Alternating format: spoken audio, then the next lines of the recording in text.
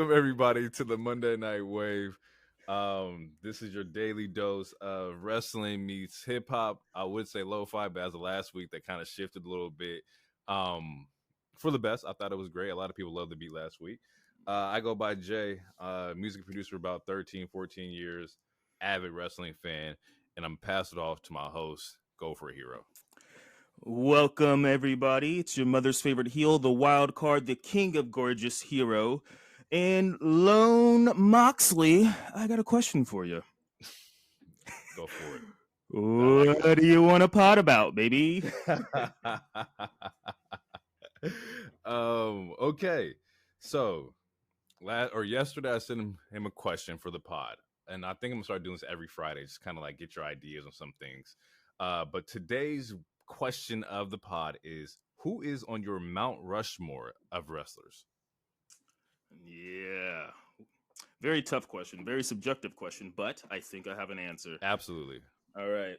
So when I was thinking about it, so originally when you asked me, I was like, do I answer this in just like the greatest wrestlers of all time based off of business and sales and yada yada yada?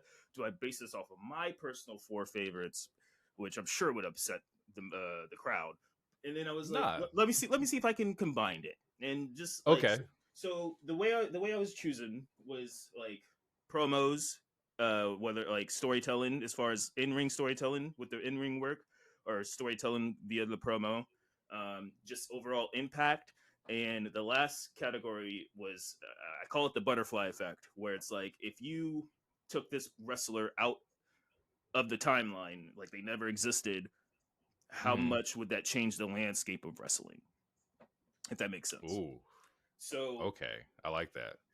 So my top four, my four choices, because again, this is subjective. Like people can bring up people from the '60s, yada yada, but the four that I chose is HBK, the Heartbreak Kid, Shawn Michaels, Yep. Stone Cold, Steve Austin, The Undertaker, Dead Man for sure, and it's time to go to work, John Cena. Okay. So those are the four that I'm choosing. Honorable mention, I had Daniel Bryan Danielson, because he's one of those people who I feel like he could wrestle a piece of paper and it will be a 5-star match. Easily.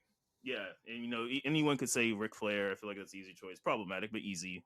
Bret Hart. But yeah, those were the four that I chose because I feel like if you take Undertaker out, you don't get the streak stuff. You don't get a lot of the cool shit, like him putting over Lesnar, a lot of stuff. The Kane brother relationship. Right. HBK, I mean, he's one of the greatest in-ring workers of all time. I feel like that goes without saying. And then Stone Cold, he made it cool to beat up your boss. Like he was very impactful in so many ways. And then John Cena, like at that point in time, it was cool to hate him. Like when I got back into wrestling, it was cool to hate him because he used to bury people and 5 moves of death, all the other stuff. But I feel like if you took him out, like he never existed. Like this man broke the record for Make-A-Wish Foundation. Like he did. He was a superhero for the longest time. So all the negativity aside with the Super Cena stuff, like John Cena is very impactful to the game. So those are the four that I chose. What's crazy about that is that going through my list, I agree with the ones you had on your Mount Rushmore, but we only have one that is the same, which is very fucking cool. Yeah. So I'm gonna start off with the one that we have the same, which is John Cena. I feel like John Cena is like, you take him out that timeline. WWE's in a very rough spot without John Cena. You lose Brock, Rock, Hogan. Like, who's carrying the company? Also, side tangent on my list. I know you can go HBK and Ric Flair and Hogan and whatnot, but I personally went with people that like made an impact on me watching wrestling, and I can't give you an entire history of '95 Shawn Michaels if I wasn't like really tuned in like that. No, I feel it. But I will give reasons on why I have my list. Next on my list, so John Cena. Number 2 is Rey Mysterio. Hey. Um, Who's that jumping out the sky? R-E-Y. REY. What? Yes, bro. Rey Mysterio made it like at the time all I knew was big buff like white dude wrestlers. Mm-hmm. Seeing Rey Mysterio come in and be somebody smaller in the luchador aspect, like the character style, like his like attire, like um Ray is just a legend to me, just in that sense of like character and the charisma that he has. Um, three is Brian Danielson. Hey, okay. Your honorable mention makes my list. Um, just because once again, undeniable fact to have like the whole world push for you. Yeah. Like we see yes chants in like weddings, like yes chants Yeah. are everywhere. Yeah. Every So promotion. Yeah. yes, Like, like doesn't matter what side of the country, the people will be like, C, C, C. You know, you see. yeah. Yeah. But it's crazy because like if you think about Brian Danielson or Daniel Bryan, is that like he wasn't truly charismatic. Like he didn't really have like a character that was like loud. It was just people believing in who he was. And on top of that, he's a phenomenal wrestler. Every match you put him in, it's a solid match. Yeah.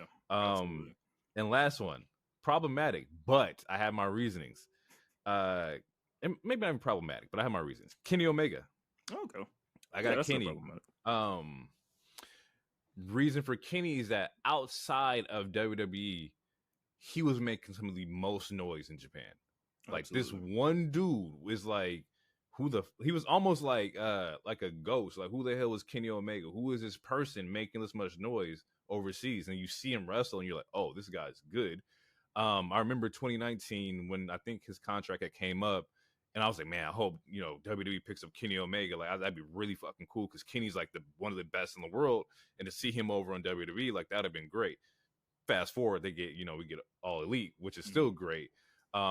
But I think for somebody to make a change outside of WWE and still like be like present in like today's timeline of wrestling, yeah, you're a go for me. I feel that. Yeah, no, Yeah. to piggyback off that, like when I got back into wrestling again, yeah, it was like 2015.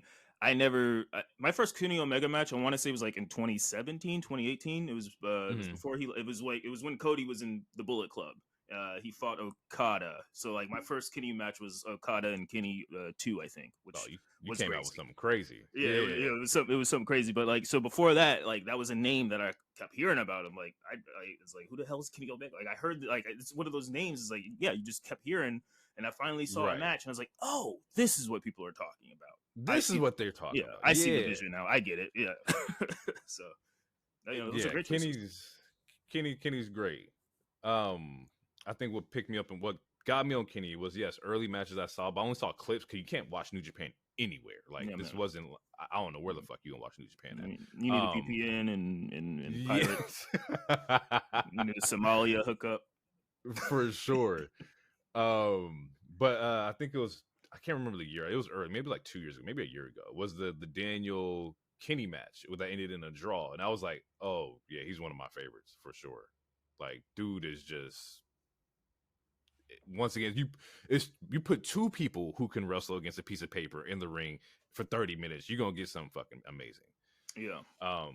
But yeah, I like that. I like the list that we came up with. I like the That's good. reasons behind them. These are very, very solid lists.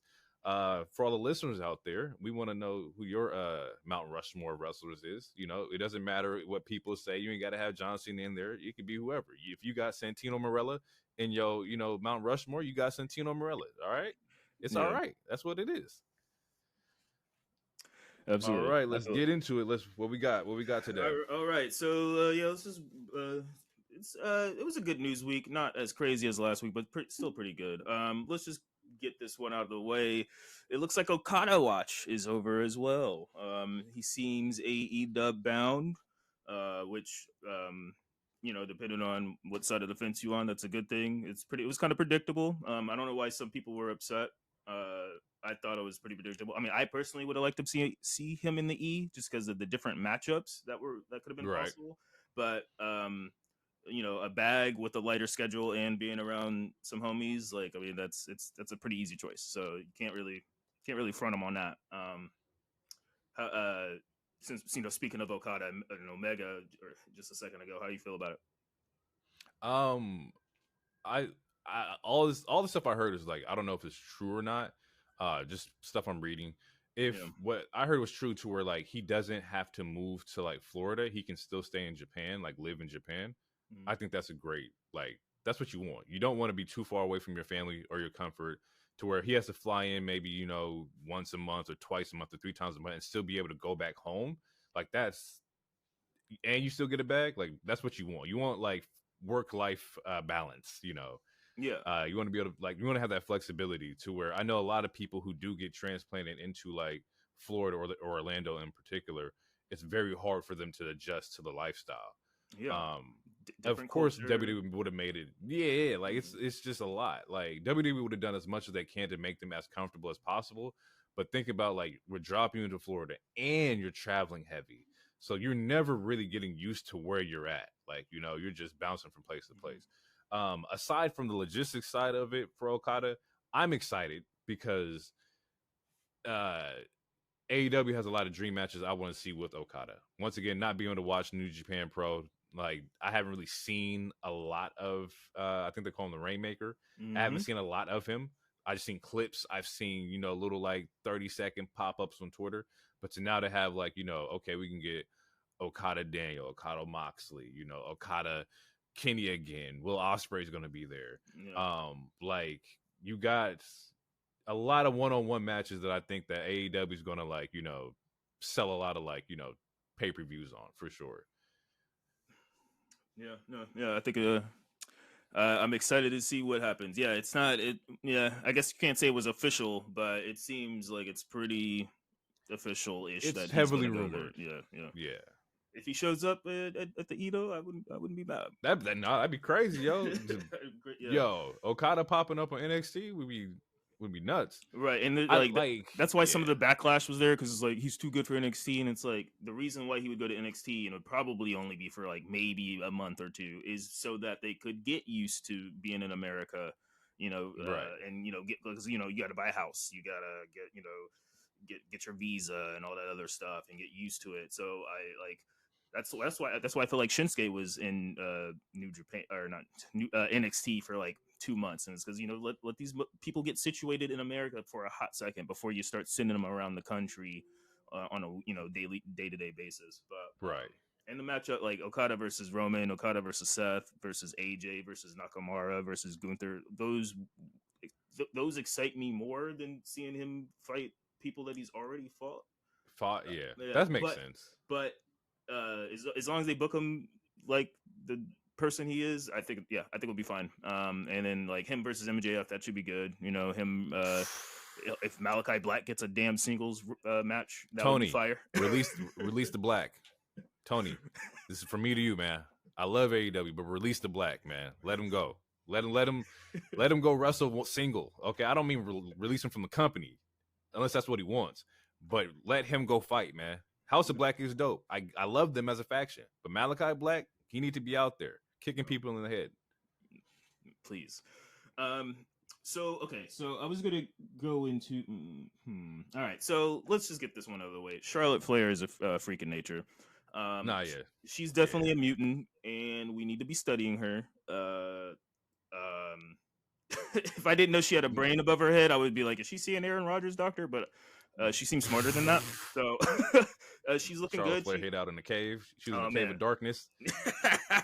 Ayahuasca and damn flute music, smoking Andre's album.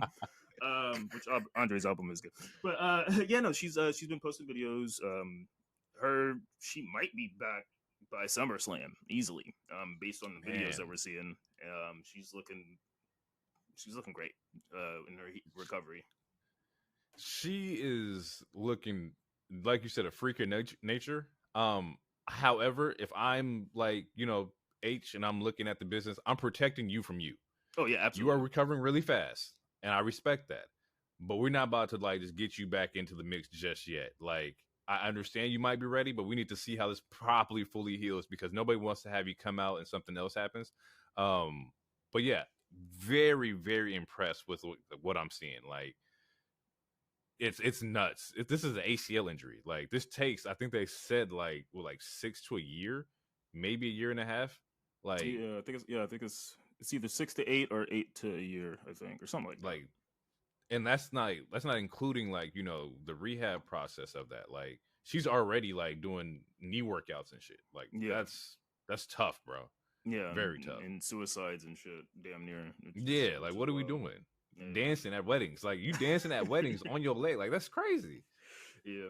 And speaking of close return, or not close returns, but someone who looks healthy, Ray, it's looking like Ray is getting prepped for a return soon, which hopefully makes sense because it was when he first got injured, it was estimated that he'd probably be back by Mania, which it seems like that's why they keep slowly cooking this LWO versus Legado feud. So hopefully Ray returns and we'll get like a 6-man or 8-man or whatever the hell. I didn't even know Ray was injured. I thought Ray was just taking a break. Oh no, yeah, he got yeah, that was one of the reasons why he switched the belt to Paul. But yeah, no, he was injured. Oh, okay. Yeah, it was a work. Yeah, it was a shoot injury, but no, he was actually injured. So then, yeah. And then so on the good side of that comes the bad side. For whatever reason, through multiple companies, we're getting a lot of different injuries. Julia Hart is apparently injured. Willer Yuta's apparently injured. I don't know the severity of these injuries, but that sucks. And prayers up to you guys. Hopefully, you guys return soon. Shotzi just got injured during that the one taping. hurt. Yeah, that hurt because she was about to have a chamber match last night or a qualifier match. Probably wouldn't have won based on who she was going to face, but it's still TV time and whatnot. Whatever. We're being honest about it. That's probably what was going to happen. Nikita Lyons from NXT, she got injured again. She just got back. I don't know what her injury is. It might be those vocal cords from those terrible songs, but I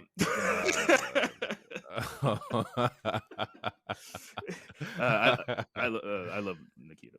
And then Jeff Hardy in a taping with Sammy Guevara. Looks like Sammy broke Jeff's nose, and he looked concussed as hell.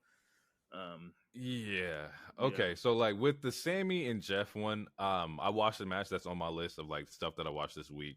I want to say that like it doesn't look good that like it's Sammy and a Hardy. Like he's had spots with both Hardy boys now where it's like it's probably not the best. Yeah, he's almost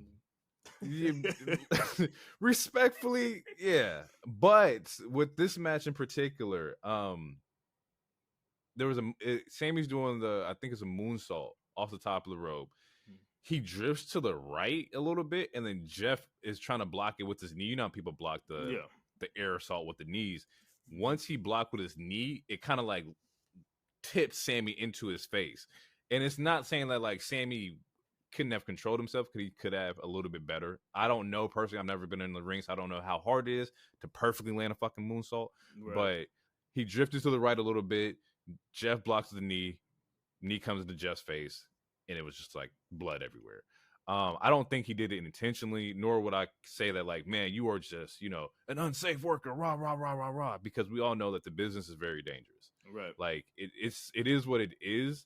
I will just say that like, they don't look too great. It looked like you got a vendetta against Hardys, but and truth be told, he probably has a lot of love and respect for the Hardys. It's just that we got to stop having Jeff and them do these hardcore matches. This is like they be going off the walls. Cause I think the Matt spot was like Matt fell off something onto like the concrete or something like that. Oh yeah, like, when going for a table with the Matt one, yeah, they were on a ladder, and it was like one of those. It wasn't an Anarchy in the Arena type match, but they were fighting backstage, and yeah, he was on a ladder. And yeah, essentially his head bounced off of concrete, like off the concrete. No protection at all. Yeah. I don't think Sammy is a malicious person. As far as I don't think he's doing it intentionally, but it does look funny in the light. But honestly, it looks more funny in the light for AEW's as a whole, because like the match continued, and there's been multiple matches where people are clearly concussed, and instead of throwing up the X and just canceling the match, you're making them continue. And that is putting more harm on them in the longer run than it does just in the short run. And that's the part that I have issue with, because the match seemed to continue. I don't remember how long, but it seemed to continue. It didn't continue that long afterwards. Yeah. They should have put a pin right there and then Just finished it. Yeah. Yeah. I see. I definitely agree with like the safetyness of it. Like, if you got, bro, throw up the ads. It is what it is. Like, somebody's concussed and they out, throw it Yeah. up. Yeah. And that nigga's like 46, bro. They're like, come on, now But we gotta protect like, him. yo, I was gonna say some shit, but I'm gonna let it slide. No, I'm the bad Yeah, guy. like I'll say the rude fucked up things. Yeah, throw it up, get him out of there. Safety is everything. Especially with these older dudes, because like this is where shit really starts to like pop up. You don't want to see Jeff, or God forbid Jeff, in like 10 years, like he can't remember shit. We want to protect as much people as possible. Right. So then 2 more things real quick. All right, so I'm gonna do this one first. Post Malone seems to be the music guy for the 2K, which I'm indifferent about. White Iverson. Like, I don't dislike Posty, but I'm not the hugest fan of Posty. And based off the track list, ain't no Bad Bunny. Like, what's going on here? Money, man. This shit costs, yo. Like, yeah, we want Bad Bunny, but Bad Bunny gotta clear the samples. We can get Chimbia on there, man. With Post, I don't have nothing against it. I heard he's gonna be a playable character. Yeah. I don't know if that's true. No, okay. That's true. That came out around the same time with that news. Yeah, he is going to be essentially exactly what happened with Bad Bunny. Although Bad Bunny was in the last 2 games, but essentially the same shit with Bad Bunny. Where, I think it's a pre-order. It's either pre-order or DLC, but yeah, you get to play as Posty. That's not bad. I like that. I like the celebrities being in the wrestling matches. It makes it a little bit fun.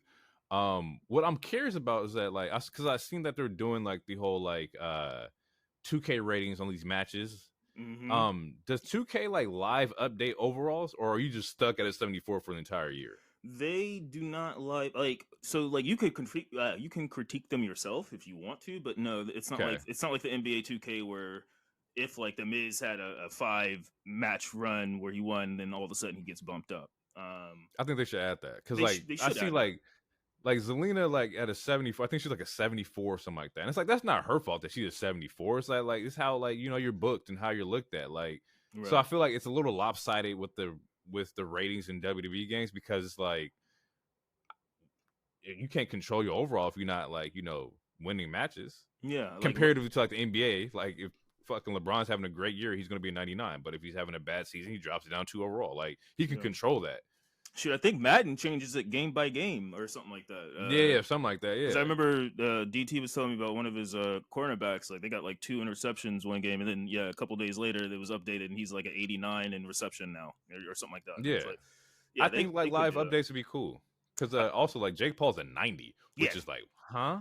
Yeah, a 90. I love Paul, but don't know why he's a 90. And like Miz is 81. Granted, like I was saying last week, Miz only won like 5 matches all last year, but that's still the Miz. Damn it, 2-time Grand Slam champion. Let's put some damn respect. Okay, I got some though. Like, so hypothetically, if Jake or Logan Paul is a 90, what do you put Solo? If Solo hasn't won anything since Cena, does Solo get a 74? So if Solo come out and he's like an 86, I'm gonna be like, yo, it's kind of look a little funny in the light. He ain't won nothing yet. Honestly, he ain't won. Honestly, I bet he is an 86. I'm willing to bet he is an 86. Because I don't like that. Fugazi. Granted, he hasn't won a match on TV in a minute. I wouldn't be surprised. Because last year Jimmy was 89 and Jay was like a 90 or something like that. They were like 2 points different. So I wouldn't be surprised if like Jimmy is like an 88 and then Solo's 87, or if it's something similar to that. Okay. I wouldn't be surprised, but we'll see. We're gonna see. We'll see. We should make a game of betting what people's overall is. So, that'd be kind of crazy. I like that. I like that. We can do that for sure. And then the last thing I have is okay. So so it came out, because at first I thought it was fake, because I was like, this sounds like a skit, but it came out that the CMLL and the AEW deal, which is weird as fuck, that they made a deal that. Well, how about, can you take this one over? Because so it looks like the CMLL, the rumor at the time, the story at the time was that CMLL was only allowing their superstars, which are Latino, Latinx superstars, to wrestle on AEW, but AEW cannot have any of its Latino, Latinx superstars wrestle on the same show. I read that shit and I was like, this can't be right. Right. This I thought sounds this was dumb as fuck. This shit sounds crazy. Like, nah. And it wasn't just like, you can have your own talent on the show. So it's like, no Penta, like Lucha Bros are heavily on, AEW. So it's like, why would we do that? But then it came out that like it was definitely false because there was some facts that were brought out that like Commander had performed on the same show as them. It's just I think they can't be booked in angles against each other. If that's not, I think that was the correct thing that I read, that CMLL wrestlers can't be booked against each other. They always have to be together, or okay. Something like that. Well, I'm gonna still get my joke off. Okay, so because the way I saw it, it looked like CMLL hit them with that Snoopy, that Charlie Brown, that no Mexicans allowed. Oh my god! Please don't clip that, y'all. Gracious. I'm an ally. I'm just saying that article was funny. That was Hero. That wasn't Jay. That was Hero. For just all the listeners, don't that's clip him. It. Don't clip it. That's him. He's him. Do not isolate that footage. Yeah, it was definitely a little weird. I'm glad that it was a rumor and it was false, because that shit just sounds stupid. I don't know why as a promotion you would like agree to that. Because it just isolates your fan group. It makes it seem like you put them above who you have in your roster, and that's bullshit. Because, and personally, like I said, Lucha Bros Penta's probably top 3 my favorite wrestler in AEW. Like, yeah, Penta's not having him on the show because of another promotion just sounds dumb. I get that there's politics involved. There's deeper politics in the whole CMLL AAA stuff that I don't even know about. But they got some beef over there, and as long as it doesn't affect AEW like a lot, I'm cool. Yeah. I'm glad that didn't turn out to be at least entirely true. And was it just supposed to be Dynamite, or was it the other 2 shows also? That's it was all shows. Oh yeah, see. Yeah. That would be very. I mean, Tony's done some weird stuff, but that would be super weird to be like, yeah, we'll do a partnership with a name that, like, respectfully, I'd never heard of. I mean, I've heard of AAA, but I've never heard of CMLL. So it's like to put all your actual talent on the bench just for a little cross promotion would be weird to me. But, it would be, but I understand Tony's big thing is that he wants to he wants to have all the wrestling factions or wrestling promotions like be together and work as one, because it does in turn help the business overall. Oh, absolutely. So I get that there's lines that you got to cross a little bit just to make, the end goal. But this was one of those ones where I was like, I hope it's not true.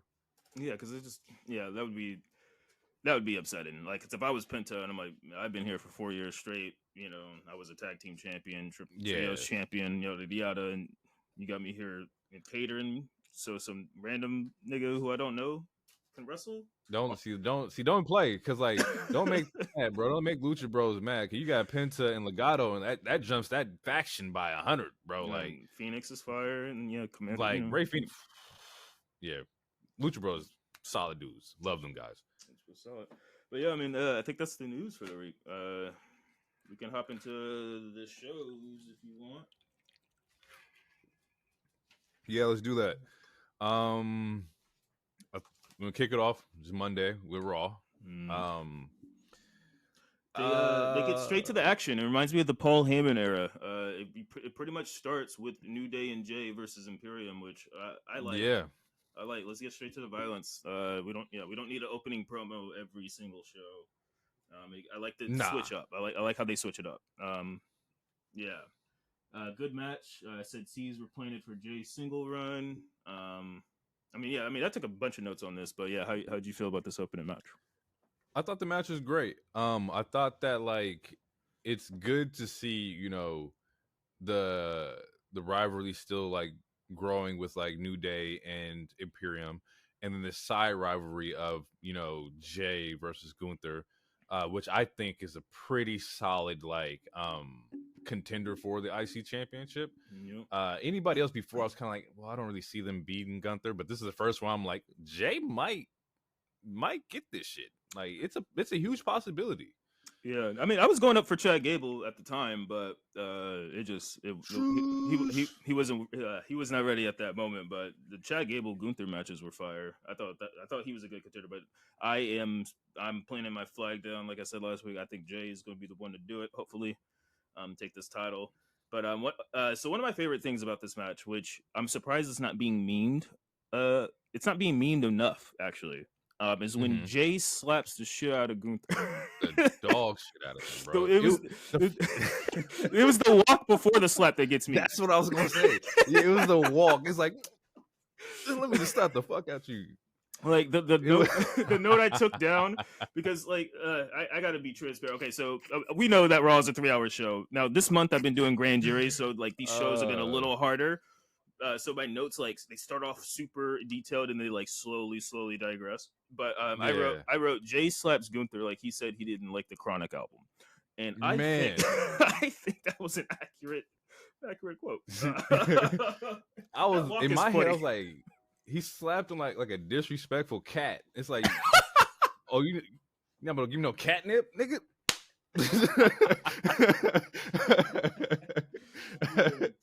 It was fucking funny, man. That shit was great. Yeah, I love it. It needs to be meme more, just like how they meme Cody's angry walk. I need to see more memes of that. The Sonic rings, ain't enough. Absolutely. I need to see more of that. But they made Jay look super strong. They made Gunther look like the general that he is, because he even asked for the tag at one point. He's like, nah, fuck that. Tag me in now. I'm into this. Right. Shit. We're gonna wrap this up. Yeah, man. Gunther took everyone out. Jay kicked out still. That was a cool kick out. And then I mean, it ends with Gino Giovanni getting pinned, which was pretty written in the stars. But overall, like, that was a great 6-man. The tags. The tag division is going up every week. The stock is rising. It is. We're seeing it. We're seeing it rise. Good ass tag matches, and they're getting time. And again, we would not have this in the VKM era. No, absolutely not. One side tangent I would like to say about this match is that I love Jay's like variation of the Samoan drop. His is like a one-arm version of Samoan drop, which is really dope. I like seeing wrestlers take like really classic moves and just putting their own little spin on it, just to make it like unique to them. It's like, a Samoan drop's going to be in your like movesault because you are Samoan, shout out to the Usos. But to just switch yours up a little bit, I'm gonna do Ma's one arm or something like that. I think like Umaga had the pop up Samoan drop where he was like throw motherfuckers up and then fall back. Like, pop up Samoan drop. I love seeing that. It is fire. I love seeing like variations of really classic moves. Yeah. Okay, so then after that, it sets up for the next match. We get straight into 2 matches. We get Bobby with the niggas in suits versus Kaiju Bronson Reed. Then we get Kaiju Bronson Reed. Well, That's funny. Hey, that is, yeah. I mean, if you saw the gimmick, they're setting up that little background thing. He's knocking buildings over and knocking shit. buildings down and shit. I don't know why I'm doing this. This is audio medium. Y'all couldn't see what I was doing. We get so before that match though, we get a commercial break, and then after that we get an Andrade promo, which was fire.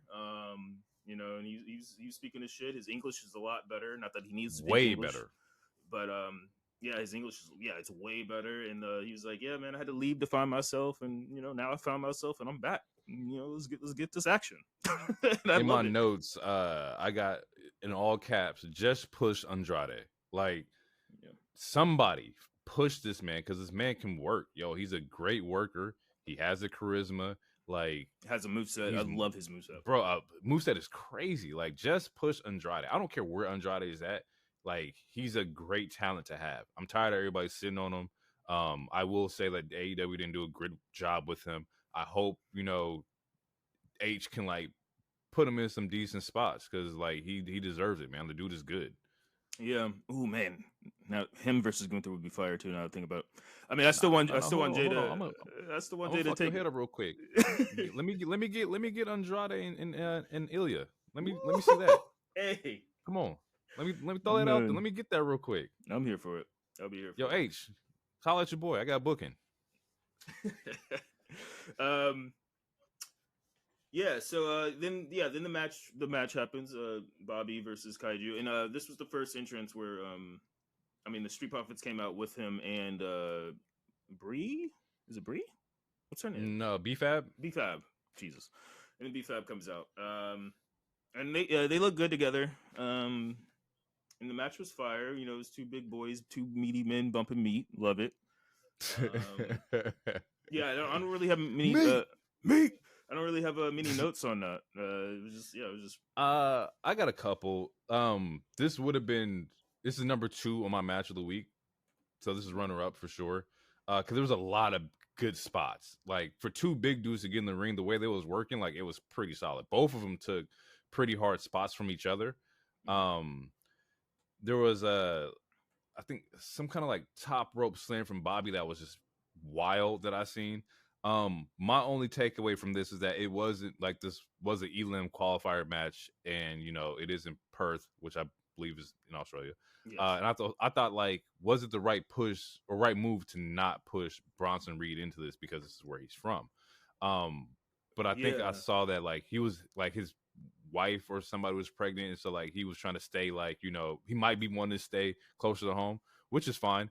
I did leave a side note where I was like, fuck all that. I need to see this man force his way into the elim, you know, similar to how like, you know, we've seen people get injured before the show and then somebody else comes to take the spot. Because I think Bronson Reed is great. However, I wouldn't do that if Bronson Reed was not going to win. It would waste the whole momentum of something. But I do think he should have some kind of like something to do over there. Like he's also a good talent. Oh yeah, no, yeah, he's a good talent. He's one of the better rehire or resigns that Triple H did when he took over. Definitely. If you asked me last week, or even just before Raw, I would have put money that Bronson was going to Elimination Chambers simply based off the fact that yes, he was Australian. But then I did see that same thing. That was like, yeah, his wife is pregnant, so it's probably his call to, you know, just try to stay close to home or whatever. And I respect that. Yeah, and yeah, if that's the case, I absolutely respect that. I don't. Assuming the attendance does what the attendance has already been doing, Perth is pretty solid. There was a digital audio. It looks like Roman might even show up, so that's going to even sell even more tickets if the tickets are already sold out. So in saying all that, they're going to go back to Australia at some point. It sucks that It sucks that he has to miss this chance because this is a really big opportunity. But hey, I mean, it's his child, so if that's can't. I don't know much to say about it. You know, there's nothing you can do about it. Like, there's nothing you can do about it, yo. You know, would you come back? I mean, he wasn't going to win anyway. So what? You come back and you lost, and that's what I'm saying. And your wife is mad at you. Nah, it ain't worth it. It ain't worth the anger. You come back home, you got wife and baby on the couch looking at you like you didn't win. Yeah, like, I feel it. We get some cool new graphics again. We see like it sets up because Sammy versus Shinsuke for later tonight. You see Sammy in blue, Shinsuke in red. Cool graphics. They keep every week they keep adding more and more to like different camera angles, different graphics for the characters. And then we get a second Sammy promo, which I wrote. It's very Mankind-esque. I don't remember what you know from the old days, but there was like Mankind used to cut promos in like boiler rooms or empty boiler room, in empty arenas. And this is the second Sammy promo where he's in an empty arena, just sitting in a chair talking to Kathy or whoever. And then as he's doing that, Shinsuke comes up on the big screen talking his shit, talking good shit, just talking shit. I love it. I just love it. And that's what sets up the match for later. Yeah, I'm just curious with Sammy because I'm still not like completely sold on like Sammy. There are like I'm 50-50, yo. Like I believe in it, but there has to be some kind of like character change, not extreme. I'm not saying Sammy got to come in here with, you know, the mask and become El Generico. I'm not looking for that, but I'm just looking for just like an attitude push, like just a slight change in his current character. Yeah, no, and I think they're building up to that. Like I hinted, like I think they're gonna try to make him the they're going to make him like that super ultimate sympathetic baby face who's never won the big one. Again, similar to like Cody's type stuff, but way different because Sammy's been here for a long time. He's had some single titles. He's had the tag titles. He beat the Usos and yada yada. But yeah, I think they're going to make him a sympathetic baby face, and I think he's going to. His big win will probably be over heel Drew because he's never beat Drew, but we'll see. Do we talk about? Because we know Money in the Bank's in Canada. Did we say Sammy was going to win the Money in the Bank? Oh yeah, no. Did we put that on the bingo card? As soon as you said that, I was like, yeah, Sammy win him. I mean, if not Sammy, then KO. Otherwise, who? I don't know. One of them. It might be Sammy. Like, okay, let's say hypothetical. Let's just paint some real quick. Side tangent. Mm-hmm. Let's say Cody does beat Roman and Cody got the belt. Let's say Seth keeps his belt. Sammy wins Money in the Bank. Like, you have a good pathway with either or. Like, Sammy versus Cody is great. Sammy versus Seth is going to be great. Like, I think that's a nice, option that you have. Right. So yeah. So last week I said, yeah, he was going to win it if he's in it. Honestly, I feel like so KO he's big enough to where he doesn't need the case. Like he can go get a title shot. You can book a title shot with him and it'll be realistic because he's a multi-time champion. Sammy, I feel like he also doesn't need the case technically, especially if he's babyface Sammy, because he's the type to win the case and then tell you when he's gonna cash it in. Which personally, I don't like when people do that. I don't know. Right. Although it is, I like the surprise cash. Yeah. Although it's heroic and noble, so I understand that why like baby faces do it, like because it's supposed to be noble and heroic or whatever. I need that. I need that Radar Superstar cash in. Yeah, no, but down and beating in the corner, sweating. I need to see the spear come out. 1, 2, 3. Crowd mad. Yeah, no. For me, it's like soon as you're done with the match, you're sweating. You get hit with the head of the briefcase from behind. You cash in. I hit you with my finisher. Let's get this money.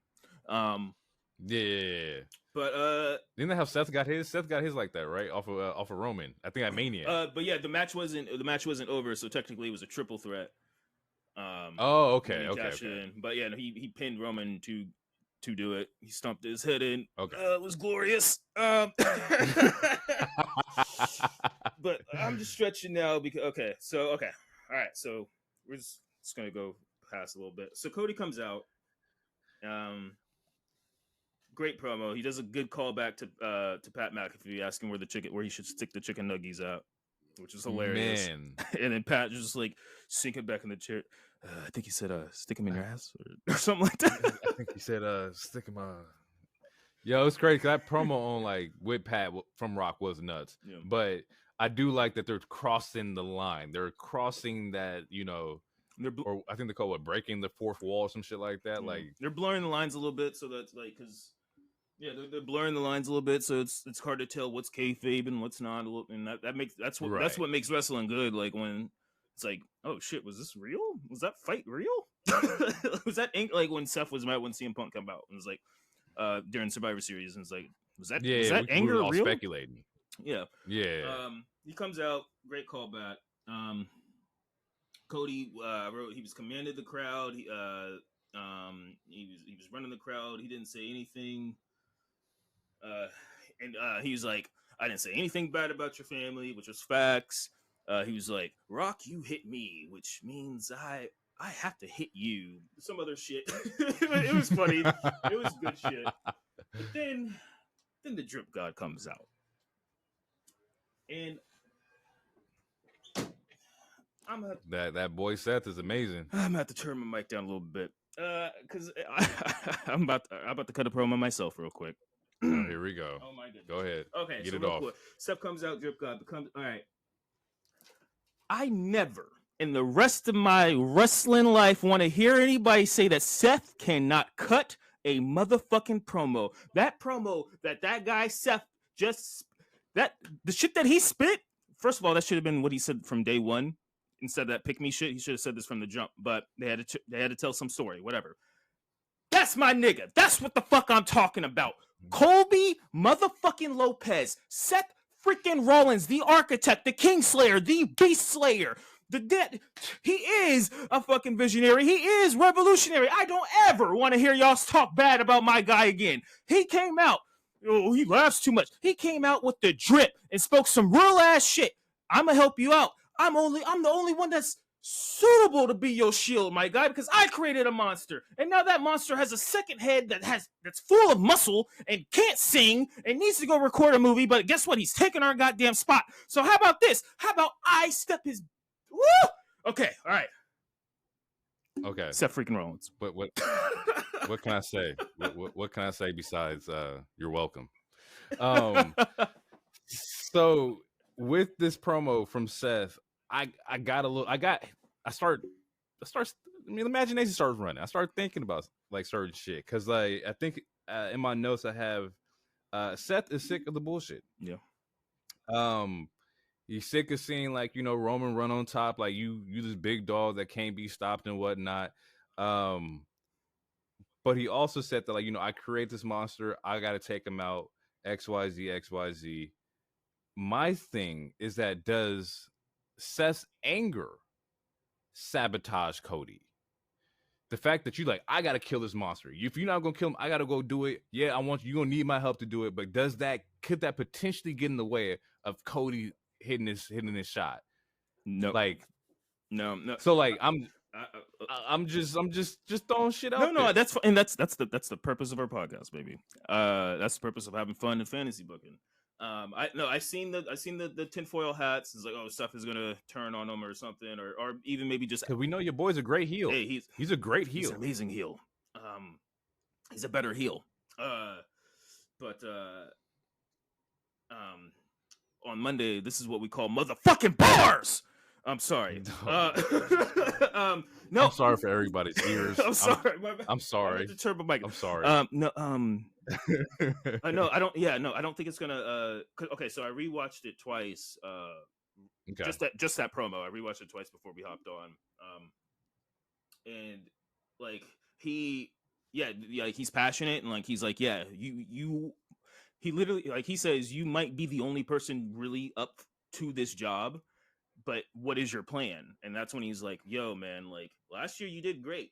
You did good, but you got screwed over by X, Y, and Z.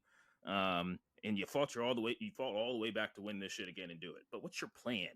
You know, and it's like now The Rock, like if you lose this, Roman's going to take less dates. If you lose this, Roman's going to defend his title less. If you lose this, like the power vacuum gets crazier. The brass ring is higher. The yada, like, so I don't think he's going to. So based off of that, I don't think he's going to allow his emotion or anything to sabotage that, because at this character right now, he really wants to elevate this business, and it like the best way to do that is that like his eyes are open now. The best way to do that is if you're the champion too, and if we're both the champion, we're going to be putting on banger matches. We're going to be showing up every week. We're not going to be here every other fucking 3 months or something like that. But Seth is also an individual motherfucker, bro. Yeah. He don't really care about the group. He will cut a motherfucker. He will. This is proven in history. Yeah. So I see that, like, yeah, the idea of having two working champions on both shows, it makes the ecosystem better. We're killing WWE. But at the same time, you still the same motherfucker that wanted to fight this dude because you didn't think I was ready. You didn't think I was worth it. So I'm going to show you. I'm going to be on your side for a little bit. I'm going to help you get to as close as you want to your goal. And as soon as you want to do that pin, I'm going to curve stomp your ass. Like, so there's a lot of things that, like, I could see going either way. Yeah. I love the fact that we don't know what the fuck is going to happen. Yeah. Like, anything could fucking happen. But we're going to see if, you know, the team up with Cody works. And is that enough? Do we feel that, like, that's enough to go against the bloodline right now, who has Rock, Roman, Solo, you know, Jimmy? Like, that's still heavy. You still need a couple people to kind of even the odds out. Yeah, I mean, you know, he could always ask Jay. Sammy might be able to help. I mean, there is a chance that Cody could form the Avengers for this. There is a chance, which is what you're gonna need. But I mean, there's been some foreshadowing on the other show, and you know, there's a lot of people on their tinfoil hats saying that Rock might cost Roman's loss, and like this whole that whole thing with Roman and Cody this is all over. Like, I don't know, man. I got that speculation on the Raw segment or SmackDown segment. SmackDown, I got a whole other speculation. Yeah, we'll talk about that. All right, so we'll move on. I had to get that shit off though. Please never disrespect Daniel Rollins ever again. Not I'm you. gonna put the Chief Keef like intro over that. You remember that beef? Chief Keef he been hot since I don't know when. Like that's what that was. You was cutting a promo. That's exactly what that was. I just need put some respect on my boy's name. All right, he be wearing his wife's clothes. If that's the only insult y'all got, y'all got to step this shit up. My man, he slayed the beast. He slayed the king. All right, like he is an architect. He built. But that's what I'm saying. Like we looking at Seth, like he not that guy. I don't like Seth got something up his sleeve, man. I'm just gonna say that He should have something. He's the architect. I'm foreshadowing. He got something up his sleeve, bro. Like you think this shit about to be sweet? It's not. Yeah, man. I think he's gonna let Cody win, and then he'll stomp both of them. If he's a real agent, that might be the case. Hey, that's what I do. But I'm a real agent of chaos. I'll burn everything down. That like. I don't give a fuck about none of y'all. No. Both y'all can get this stomp. Yeah. So okay. New Day and Jay have a good backstage promo. It was funny. Yeet. Well, actually, I was just thinking, if you're Jay, that means I have to be Jimmy. So no yeet. Anyway.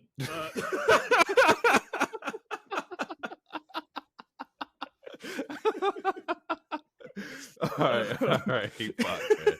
That's funny. So the next we get Liv versus Zoe. Yeah. Which was a good match. Zoe's a good worker. This is one of Zoe's better match. Yeah. I did like this match from Zoe. Yeah, Liv wins, which is to me was right. Like that was easy, and we knew. Yeah, and it makes like let's say Becky is like because I believe Becky's going to win this, but the Chamber. So let's say.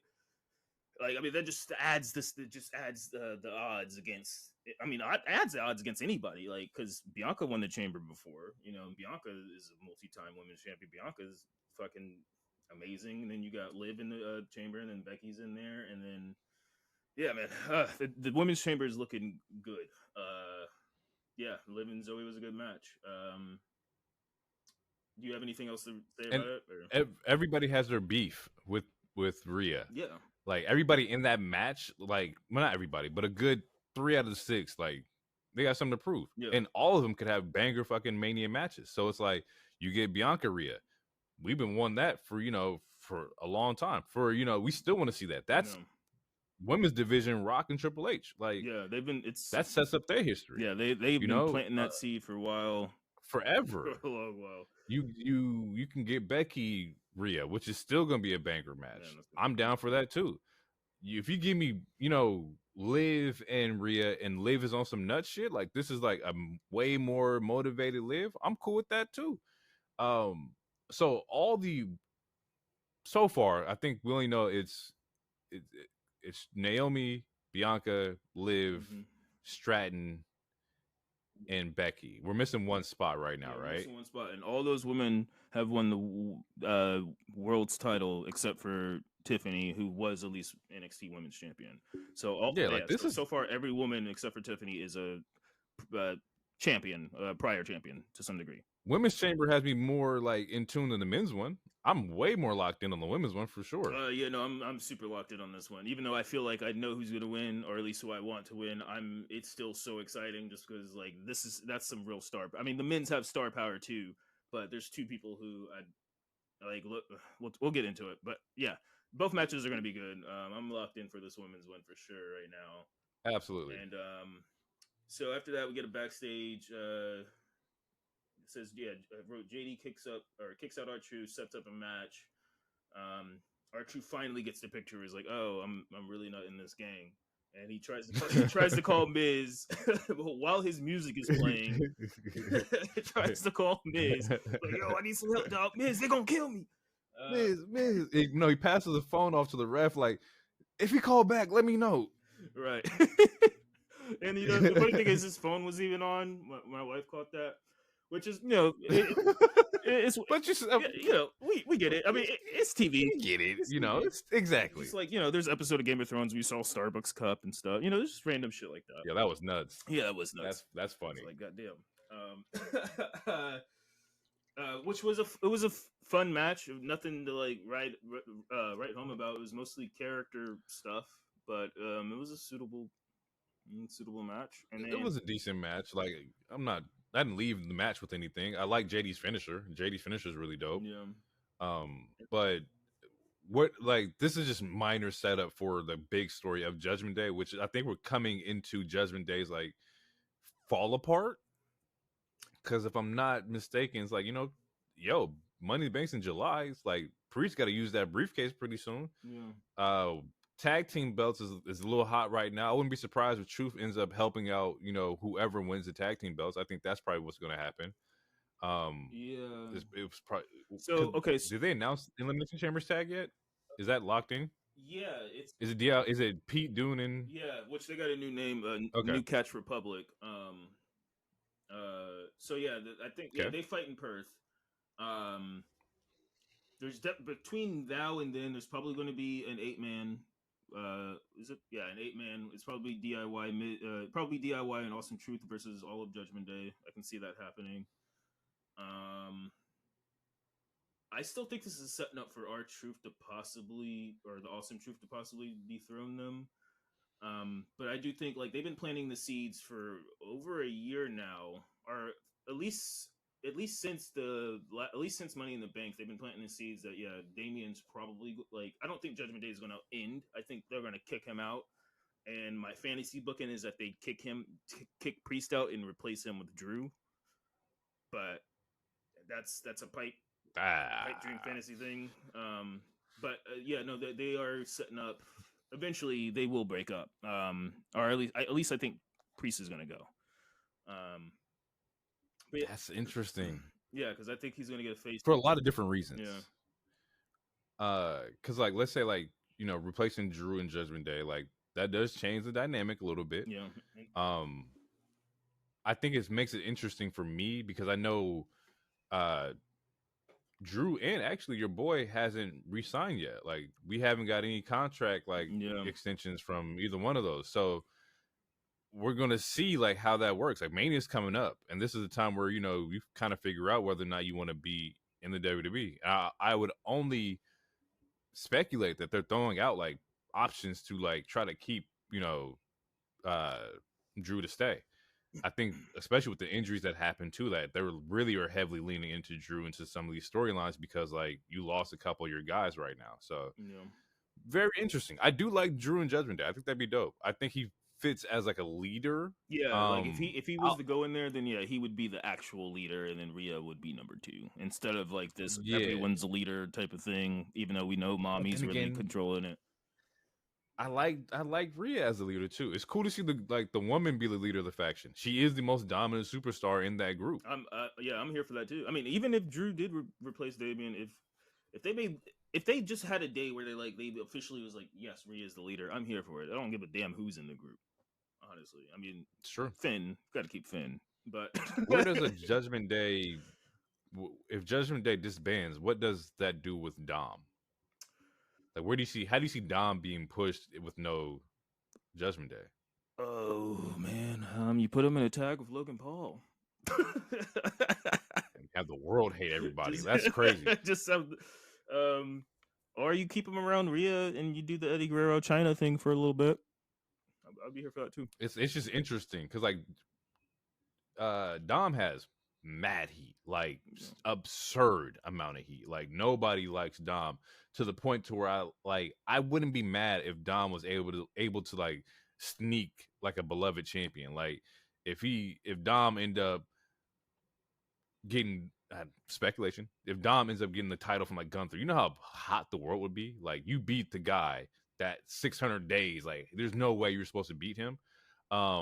Granted, I don't see Dom pinning Seth or Roman, but like just somebody beloved, like if he snuck one and continued to rise with that heat, that'd be great. But as far as other like future storylines for Dom, I don't have anything. I don't know what you would do with him. He's still young. Honestly, I'd keep him. I keep him next to Rhea as long as possible. That makes sense. Just because like that's where most of the heat started coming from, was just seeing them together. Like even though like, and I don't, not to sound like horny man, but I've been saying like they should kiss at least once on camera, just one time. It doesn't have to happen. It hasn't happened yet, but that was something I was proposing for a while, just because that would even generate more heat. Because the reason why people started booing Dom in the first place after he beat up his deadbeat father, was because he's hanging out with Rhea, and Rhea, everyone loves Rhea. So, but I think I see what you mean, because it would like solidify like the relationship and whatnot. But I also think it could kind of also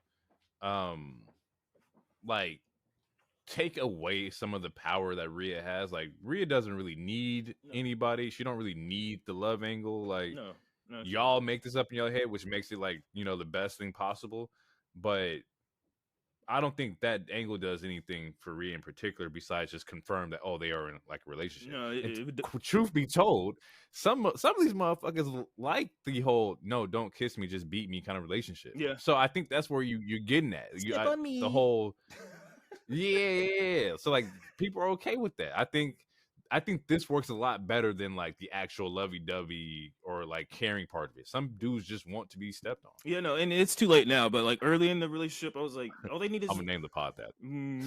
That's this episode. Some dudes want to be stepped on. That's gonna be the name of the episode. Step on me.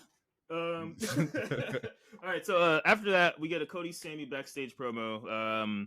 Cody's like, "Hey man, I always believe in you. Yada yada. It was good babyface stuff." Also, I think another seed for was like, "Hey man, you know, I might need your help when we got to fight Thanos in 2 months."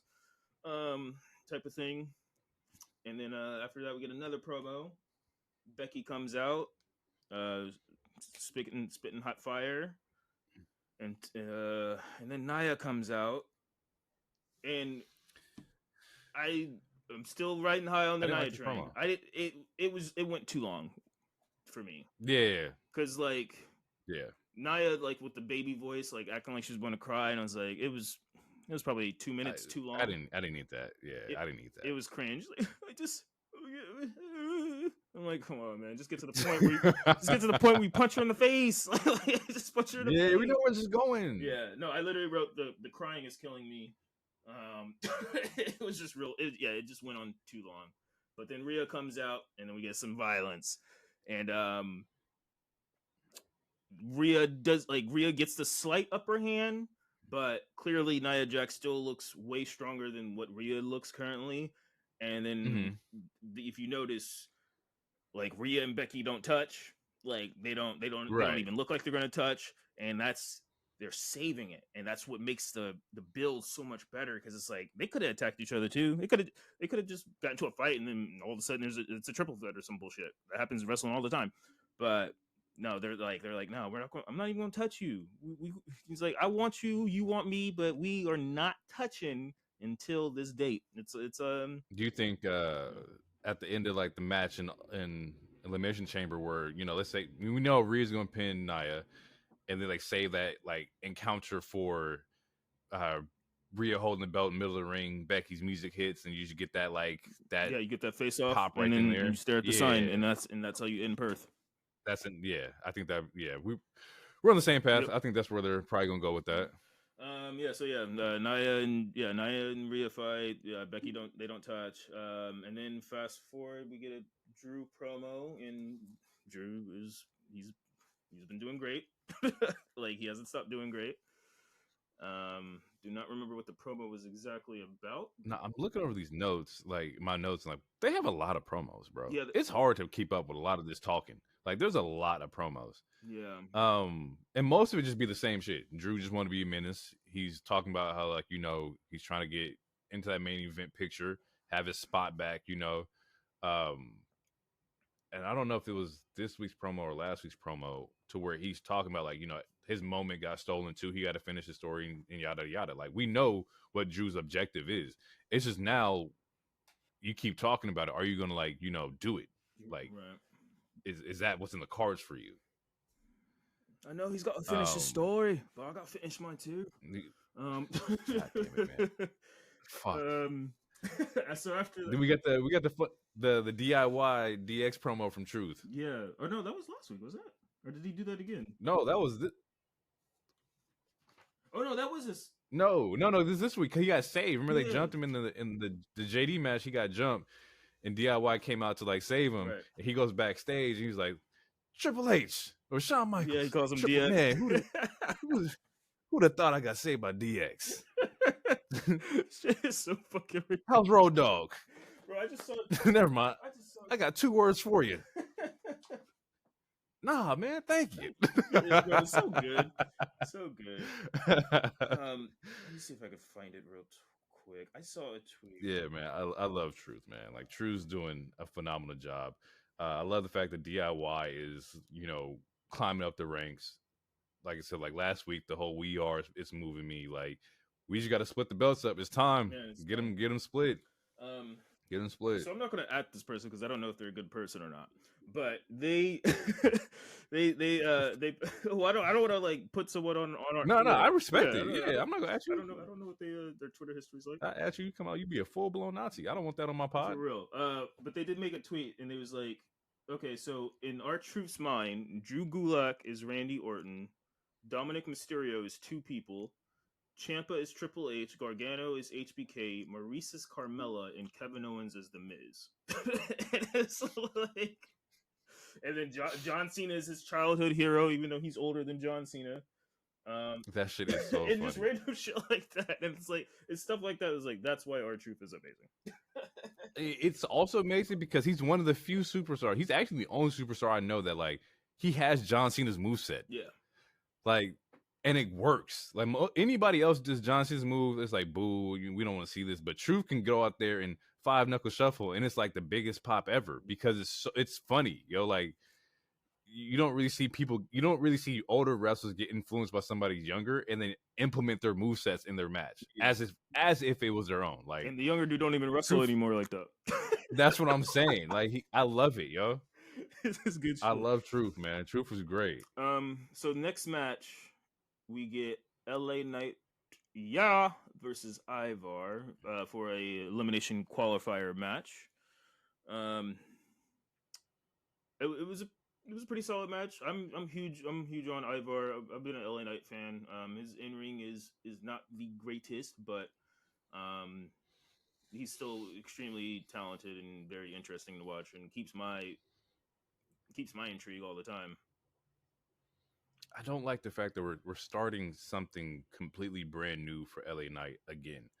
I think for me, like I think the smart move would have been to have him go against AJ and continue that feud because like you're still riding hot with the momentum. Not saying there's nothing wrong with him facing Ivar for Elimination Chamber match, but I don't know if LA Knight wins the Elimination Chamber match. I think it would be dope to see him to go to the Mania, but I don't know if that's the move they want to or they want to go with. No, bro. More than likely Drew's winning. It's either Drew or Randy. That's my two guesses. Is that those two are the ones that like I could see go with it. Definitely probably more so Drew than Randy. But once again, I lost my momentum with LA Knight because they keep changing his direction. Like, what are we doing? Like, well, he was getting such a push. I mean, or not put. Okay, so the fans loved him so much for a couple of months, to where they felt like they had to put him in the top card for a little bit, and he was. He had 2 matches technically against Roman. Now he's back to the mid card. I mean, he's qualifying for a top card match, but I highly doubt he's going to win the Chamber. Right. So right now, like he was floating in top card, and now he's going. I think he's slowly going to go back to mid card, which is going to eventually lead him to Logan versus LA Knight for Mania. Which, since Logan, spoiler alert, Logan gets in the match and LA Knight gets in this match, I think that's going to set up their feud for Mania. And then LA Knight's first title is going to be the United States title. I can get down with that because if there's anybody who can go, bar for bar with Logan Paul on the mic, it would be LA Knight. Yeah. I think that. Yeah, no, promo wise that works. Yeah, no, absolutely. Yeah, I feel like it's weird that I do agree that it seemed like they were gonna do him and AJ a little longer pause, but yeah, no, I think based off of like the background or the backstage moment in SmackDown with AJ and OC, I think they're starting to pivot, or they're starting to go a different direction, and they're gonna slowly try to set up LA versus Logan for Mania. Yeah, I can see that. Seems like that. I'm cool with that too. It's just like I hate being invested in something and then like just it doesn't pay off, And I don't even know like not every payoff is a title win, but just something that keeps their momentum like trending, you know. Yeah, I was gonna say, be careful. You about to be called a Cody Crybaby in a second. That's funny. Stick them chicken nuggets up. That's funny. And then after About that, this match though, yeah, just there was some cool spots in here. Ivor has a double like underhook. Somebody has a double underhook power bomb. The spot was fucking great. I need to start putting names next to these notes. I just be like typing down. That was a dope spot. yeah. This was the move. Same.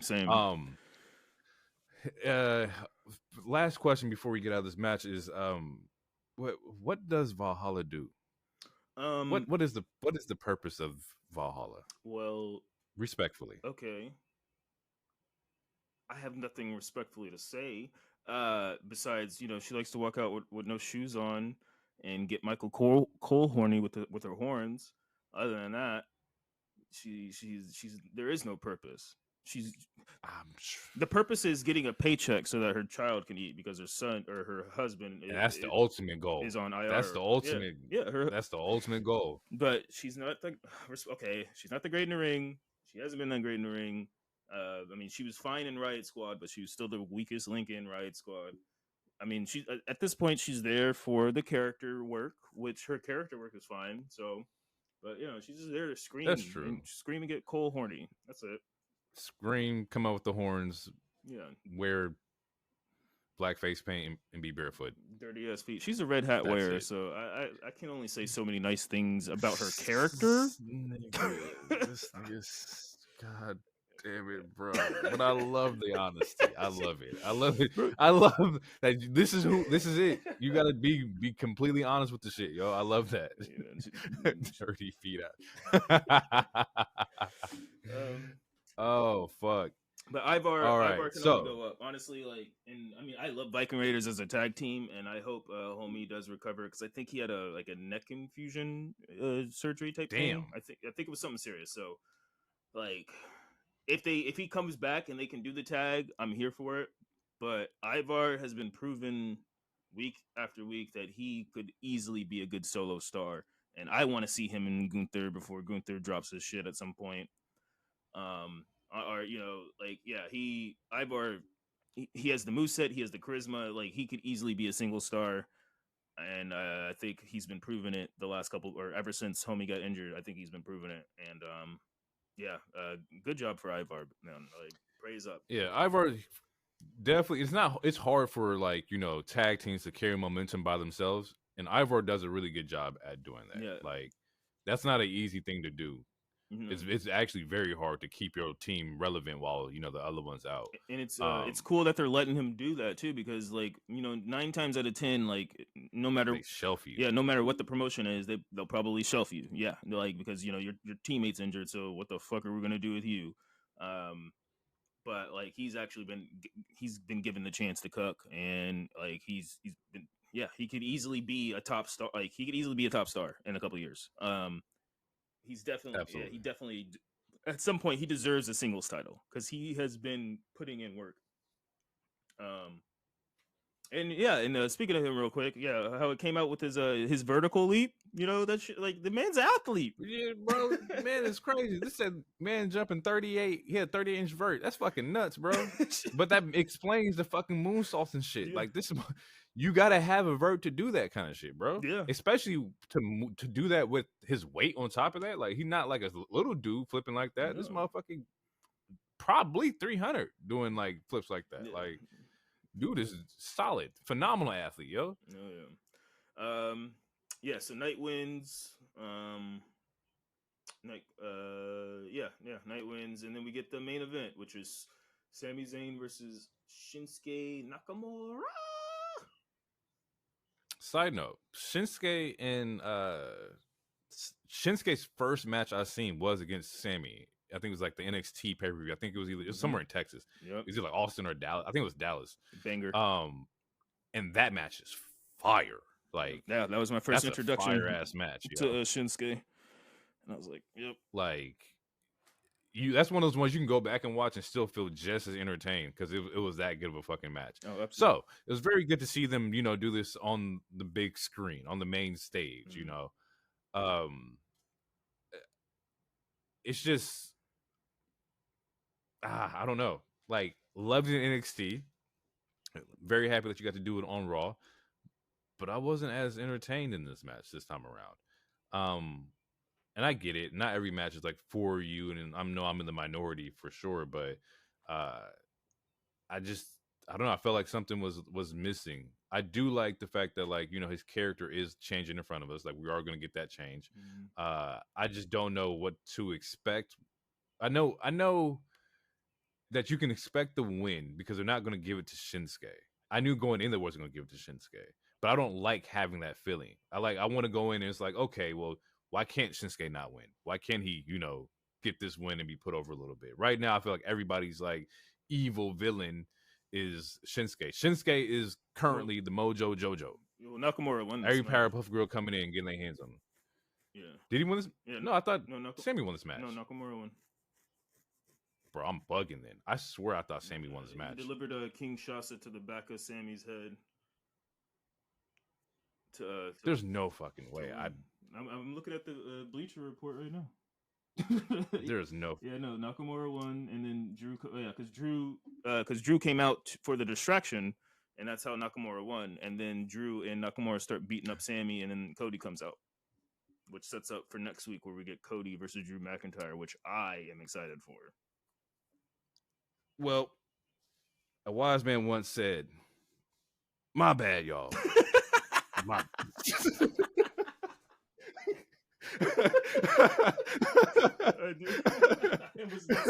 My bad, dog. My bad. That's great.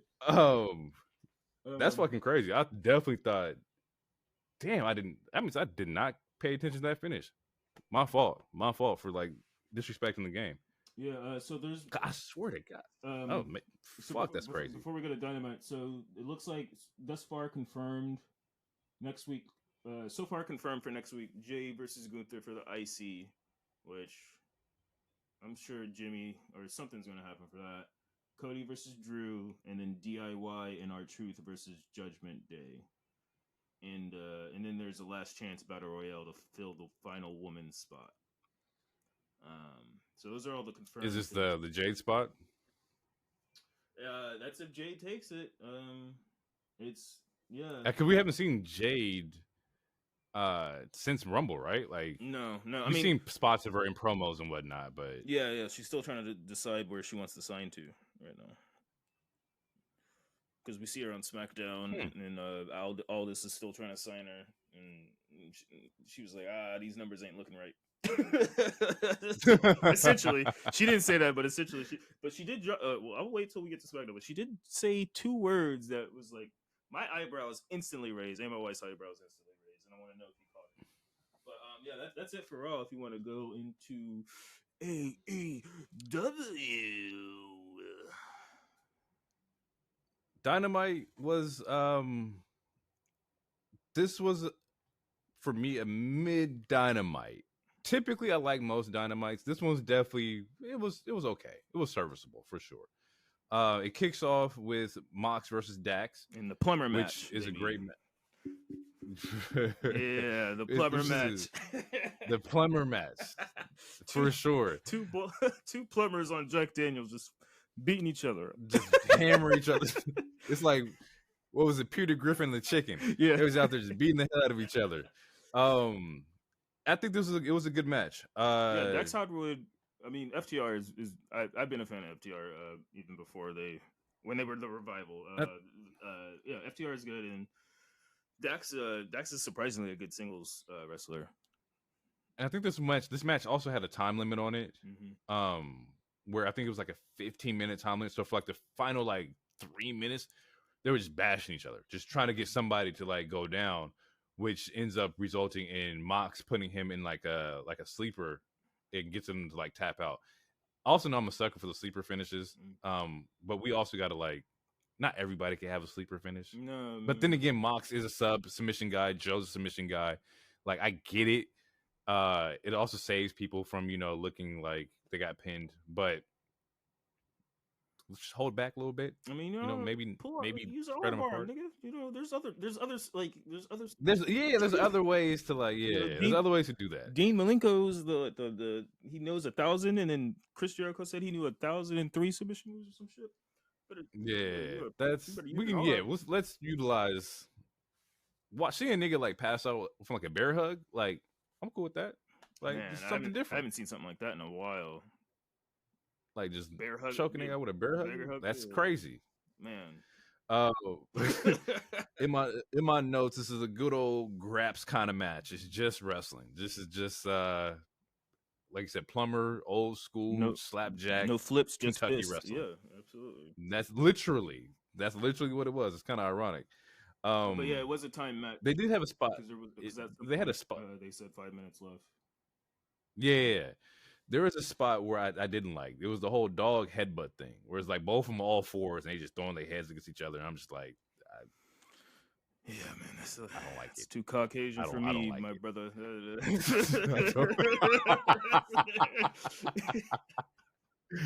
I don't like it, man. It was like this match was great, and I saw them get on all fours and just bump heads, and I'm like, okay, get up. Get on your feet, man. Let's get this over with. That's where the chop exchange. Like at least with chop exchanges, is like you could hear the. I'm cool with chop exchanges. No, I like chop exchanges. I'm just that shit. Would you describe? I need to. The headbutts. It just wasn't for me. Mox gets the win with the sub. It sets up next week. They're doing Mox Claudio versus FTR on Dynamite, which I think should be a banger match. Once again, a good old Graps wrestling match. # Graps and Raps. You're gonna get some good shit in that one for sure. Yeah, I think that in the future they may do the full maybe BCC, maybe Claudio, Mox, Daniel versus FTR and somebody. Maybe if they haven't done that already, they should keep doing it because these guys have great chemistry together. After that, we get the Don Callis comes out, and not comes out, but he has a promo spot where he's talking about Konosuke and who he has to fight. There's nobody. There's nobody to challenge him. There's nobody that he's looking in the back. He's not seeing nobody. For Revolution, he comes out and says that at Revolution it's going to be Konosuke versus Will Ospreay, the Alpha versus, which are two members of the Don Callis family going at it on Revolution. I think that's gonna be dope too. Yeah, I haven't seen a lot of Will Ospreay, but from what they say about Will Ospreay, like he is one of them ones. Yeah, he's British. He's British Ricochet, essentially. British Ricochet. Yeah, like he has a bunch of flips, a bunch of cool moves. He has a little more muscle, I want to say, than Ricochet, but essentially he's British Ricochet. And they had some matches together too, where it looked like a Smash Brothers match where like both people are at 100% and just the craziest shit is going down for like 10 minutes, and it's like who the fuck is gonna get who's gonna get knocked off screen. They had a good match. Yeah, I think speaking on this, because you said that both these people are in the Callis family. I think this might be Will's way of slightly getting out to be his own man, but we'll see. Because I feel like they're gonna because similar to how you were talking about Okada, like Pac, Pac. I'm gonna call him Pac, but Pac. Him and Ospreay, they have similar deals to where they can stay home and they don't have to be in America as much. So who was my point with this? I guess I think because Ospreay is a big player, I would imagine he will be up for a title when Wembley comes around again. So I feel like this is probably their way to like phase him out of the family, possibly. Because otherwise, why is two members of the family fighting just to say, oh, this is the best match? That doesn't make any sense. So I feel like just really showcase that we've got the real wrestlers over here. I'm gonna have you fight, your homie. Like, I get it. That doesn't make any it sense. could be a way out. Yeah, I think it's a way out. They're gonna like jump him and be like, you never come to town or some shit. Dang, man, like it's a lot of a lot of good speculation with like Will Ospreay and Okada, and like just how that's going to change the dynamic of like AEW. Um, just whether or not like who falls to the back burner, because I don't like seeing talent fall to the back burner. I will come out also and say that Tony, we got to figure out a more non-convoluted way to get more superstars shown. A side note with that is that I did this week I bought Honor Club, which is like the $10 a month for Ring of Honor, and a lot of the AEW talent I was looking for is on Ring of Honor. Yeah. A lot of people I was like, where is Athena? Like, where's she at? She's on Honor Club. Like Nyla Rose, where's Nyla? She's on Ring of Honor right now. And I watched some of the matches, and they're fucking amazing. Like, they're really, really good matches. It's just crazy that they're blocked behind the barrier of Ring of Honor. Side note over. Next match was Wardlow squash match. Wardlow's finally back. Yeah. Wearing a big knee brace, so he definitely tweaked something. Took some time, came back. Looking strong. Powerbomb looking as unique as ever. Also figured out something about myself. I am what you would call a hoe for power bombs. Okay. It doesn't matter who throws a power bomb. It's gonna pop me every time. I know. Pause. That sounds crazy. No, but I feel it. Is like Wardlow going to be the shield for Adam Cole when MJF comes back? Because Wardlow also has some history with MJF. We all know that when MJF does come back, he's going directly after Adam Cole. Like, that would make the most sense. I wouldn't have MJF make a side tangent and go fight somebody over here. Like, no, you're going to come after the guy who was your best friend, you trusted, and in the end, he just screwed you over. Right. So it's just going to be interesting to see, like, will Wardlow be that first line of defense for Adam Cole? Yeah, I mean, yeah, I don't know. There's I would assume, but like when you Undisputed Kingdom first cut the promo, and then Adam was like, Wardlow's gonna win the title and he's gonna give it straight to me. Like you could see the seeds being planted there, where Wardlow gave him the side eye. Like, nigga, please, I didn't just join my 8th faction to be another bitch. So yeah, I've been down this road before. Yeah, so yeah, we'll see. But yeah, no, like before MJF left and stuff, Wardlow did cut a promo. Like before the devil was revealed, Wardlow cut a promo, and he's like, "I'm coming after you. I'm going to take everything from you." And that never happened. So I'm assuming that they had to put that on the back burner for other reasons. But when MJF returns, assuming he returns, which I'm assuming he would, I think that bidding war stuff is just a smoke screen. His character. I think it's just a smoke screen. I don't think he's going to the E. I think he's going to stay with AEW. But yeah, I don't think MJF fits the E. If I'm being completely honest, I think that like MJF at his core is better when he can be unfiltered. You can't be unfiltered in WWE. Like, your promos won't hit the same like for MJF, because he gets a lot of his pop value off of the shit that he says. Not saying he's not a great wrestler, because he's a great wrestler. Yeah. But like, if you can't come out here and call somebody a slut, it's not gonna, like, your character don't really have much more than that. Yeah. It's a lot of shock value shit that he says that, like, makes it work for him in AEW. Yeah, that's my opinion. Yeah, no, I mean, honestly, I think he could. I think it could work on the other one. But yeah, it's the edgelord shit that people love. It's the edgelord shit that for me, which is why, like, for a long time I was like okay with him. I like his face run. Honestly, his face run was a little more entertaining to me. You're talking about this last current run, right? Yeah, he's good on the mic regardless. I just don't like the edgelord shit. I don't like the low hanging fruit. Oh, your dad was a drug addict and your mom's a whore. Like, to me, those. I mean, although that might pop the crowd, to me, like, I mean, just the kind of shit that Gunther said the other week, that's just as spicy to me, and it hits just as hard to me, instead of, like, bringing up someone's dead father or something. But either way, yes, to answer the question, I think MJF has to go after United Kingdom, Undisputed Kingdom, like, first.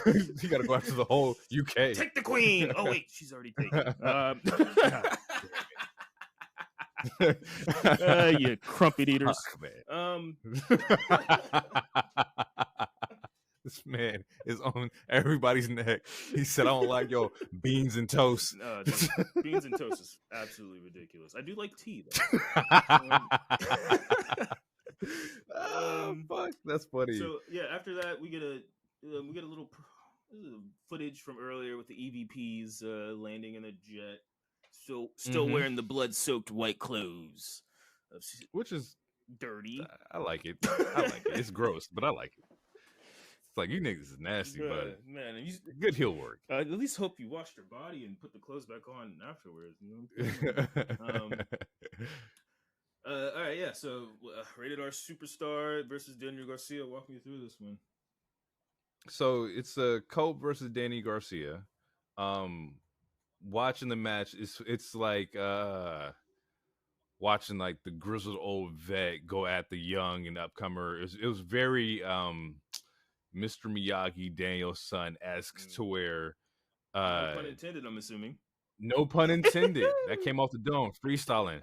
But it's very like in that vein of where you can see Edge has the edge. Adam Copeland has the edge, no pun intended, on Daniel Garcia.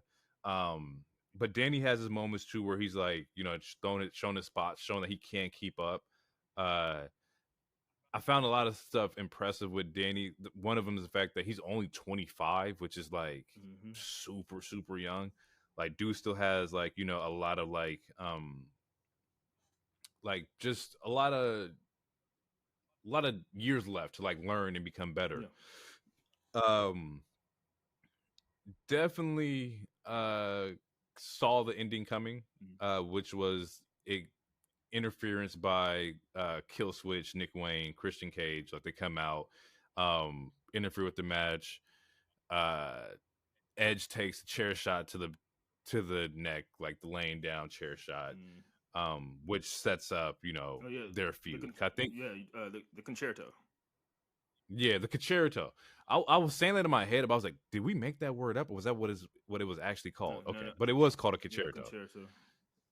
The concerto sets him up, because right now Cope is the number one contender for the TNT title, and we're gonna get that at Revolution.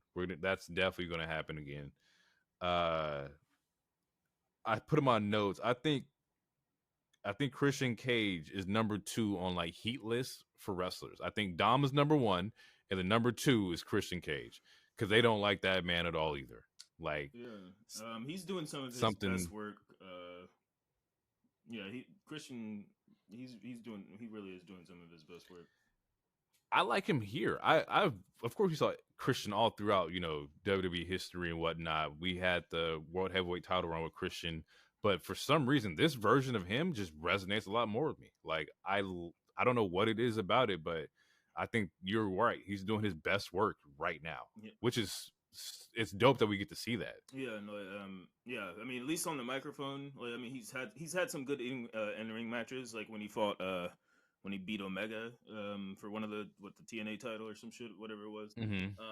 But yeah, on the mic, like, the character work in general has, it's just even if some of it's cheap, like the whole making fun of your father shit, like to where it became a bit where it's everyone's father, like that's pretty much the whole bit. Like, it's, I don't know, it's been making me pop from time to time.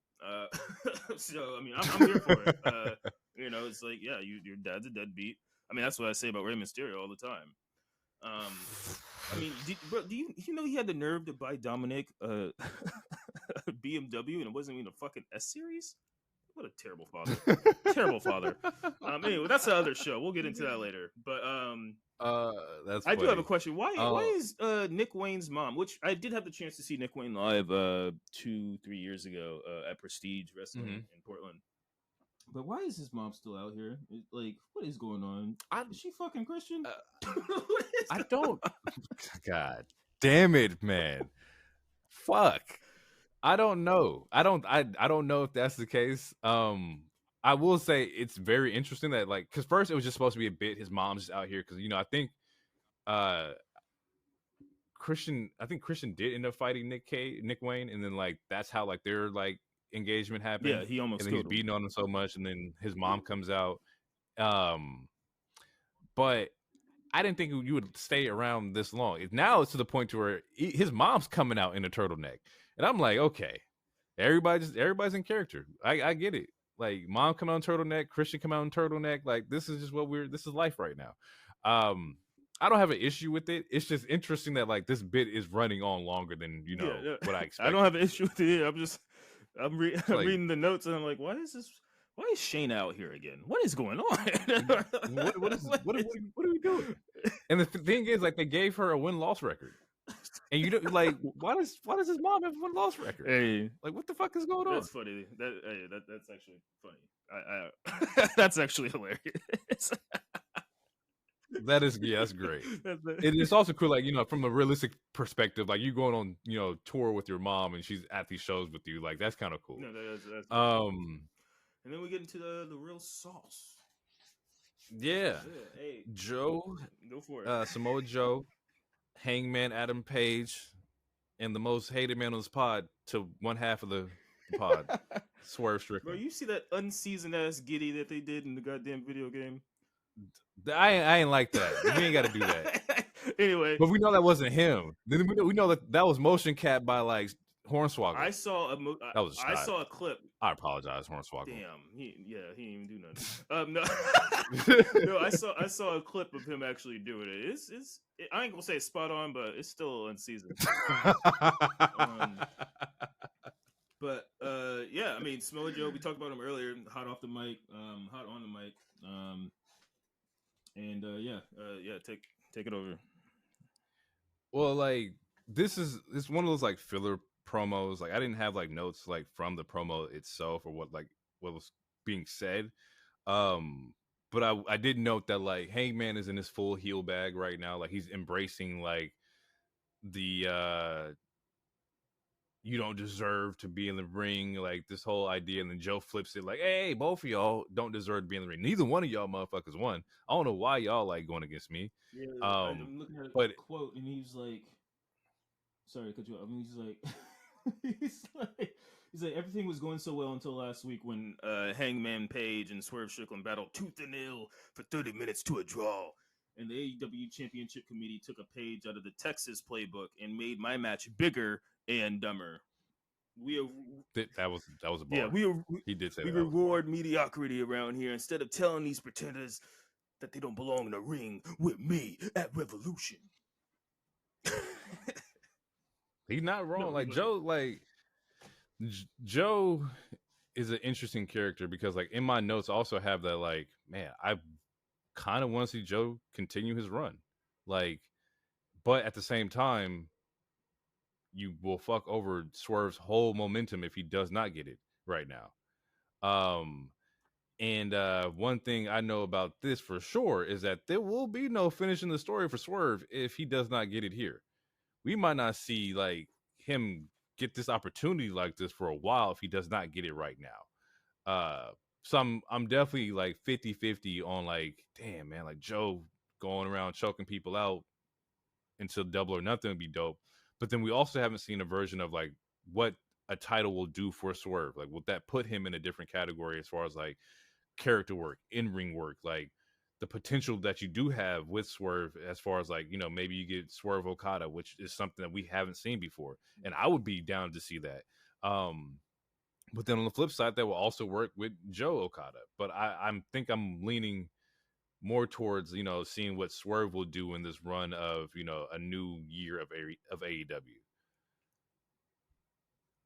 Yeah. If you even like, I know how you feel about Swerve. I mean, but it would be detrimental to his character if, I mean, I don't know if he has to win this particular three-way, but they gotta capitalize because we talked about how they fumble momentum for certain characters, on and off, and they can't fumble this. And I don't want to say they're already starting, but like the fact that they're doing a double turn, I don't know if you noticed it, but it started last week when I asked you, it was like, because it started last week where Hangman was like, you didn't beat me, I didn't lose, blah blah blah, and I feel like that mustache is making him a little evil. And then based on the way that the three were talking on this week's episode, it seemed like they're like, because they're turning. It seems like they're turning Swerve face, and then Hangman heel.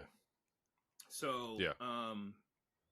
yeah, because it seems like it's Swerve he's one of those characters where you don't want to boo him, sort of like Rhea Ripley or sometimes even Roman's, like he's so cool you don't want to boo him. Like, why would I want to boo this guy? He's cool as shit.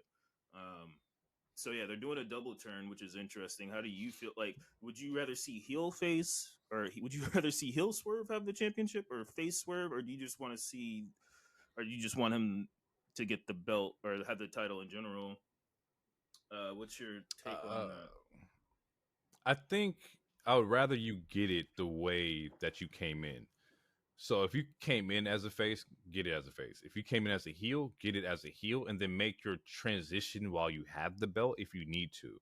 I think to change his gimmick or change his babyface status right before Revolution seems a little interesting, but at the same time, it gets like the crowd on your back when like Joe's the heel and Hangman's the heel. So it's like you don't want either one of them to win. You need somebody to root for. Therefore, it does kind of up your stock a little bit as far as like crowd control and crowd love. Yeah. And the thing is, like you said, they already kind of like know that people are cheering for Swerve regardless, no matter who he goes up against. Like, man went up against Jeff Hardy, who's probably one of the biggest baby faces in the world, and people out there swerving. Like, that's just what the nature is right now. So yeah, I would prefer a heel, but I understand the switch up. You need to have somebody be the baby face in that triple threat. Yeah. Because you don't want it to be Hangman. Because Hangman gets it, they run with it. Well, Like, I mean, Hangman as the face is great. Yeah, and yeah, he was already getting booed and stuff. So the switch, the turn, the double turn makes sense. I was just trying to see how you were feeling about it. Because he was already being booed, and Joe, even though he is a heel, he's one of those cool people where it's like you don't want to boo Joe. Like, I'm trying to think of a time where I ever booed Joe. I never. I don't think I ever since I've caught wind of him. Well, okay, the first time I ever booed Joe was when he attacked Finn Balor, but that was me still getting used to like wrestling and understanding what a heel is, yada yada.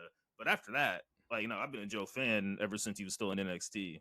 So yeah, I'm sorry to boo Joe. Talk about a flip though. Talk about somebody who was like they had Joe on like in-ring commentary. Yeah, and you fast forward 2 years and he's the AEW champion. Like, yeah, hey, never give up, y'all.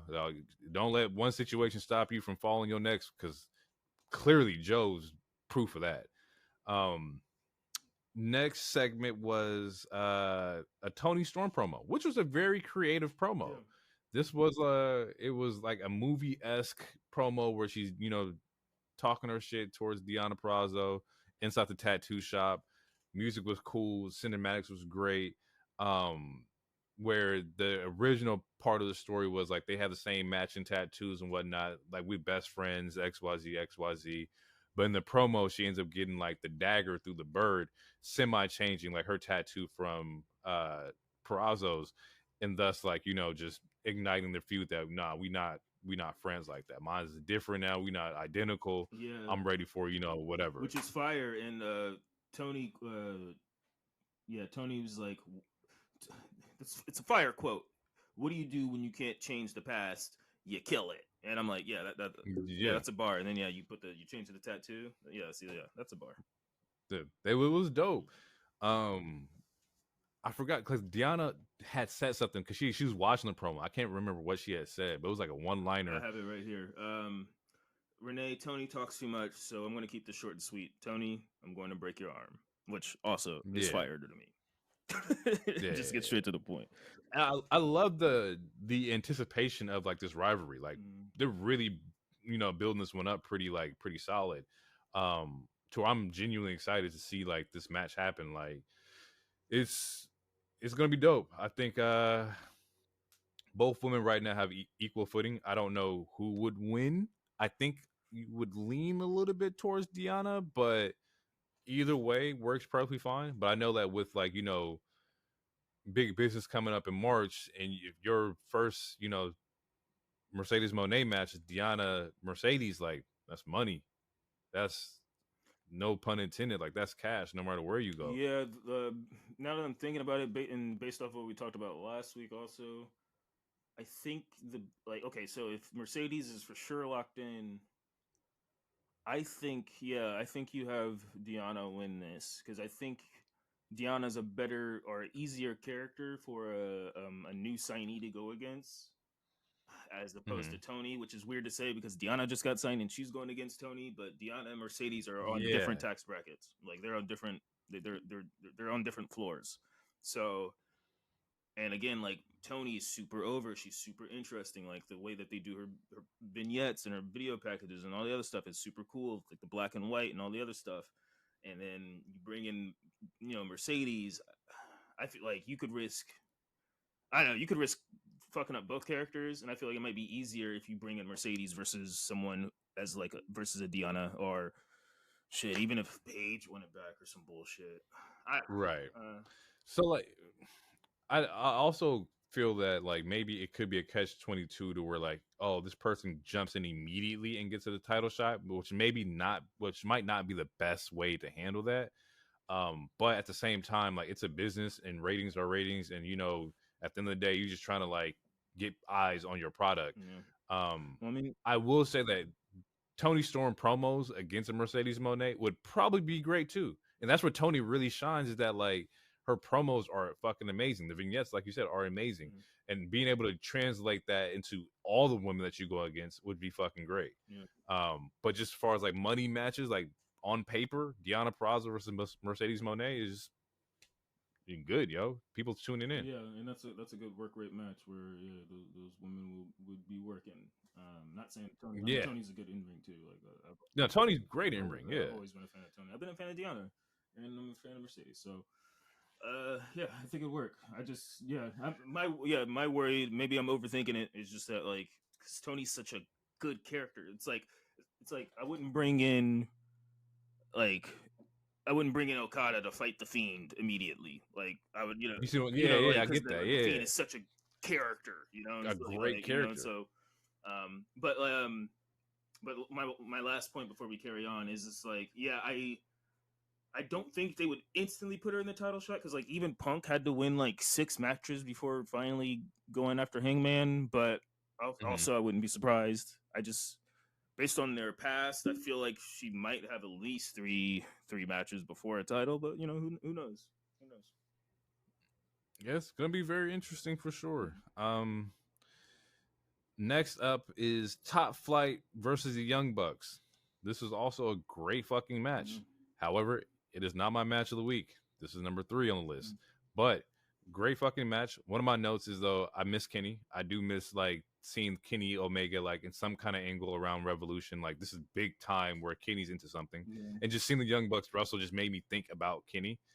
Hopefully Kenny, you out there doing well. I know you was going through some serious medical issues. I hope you healing up, taking time, man. The world just misses you.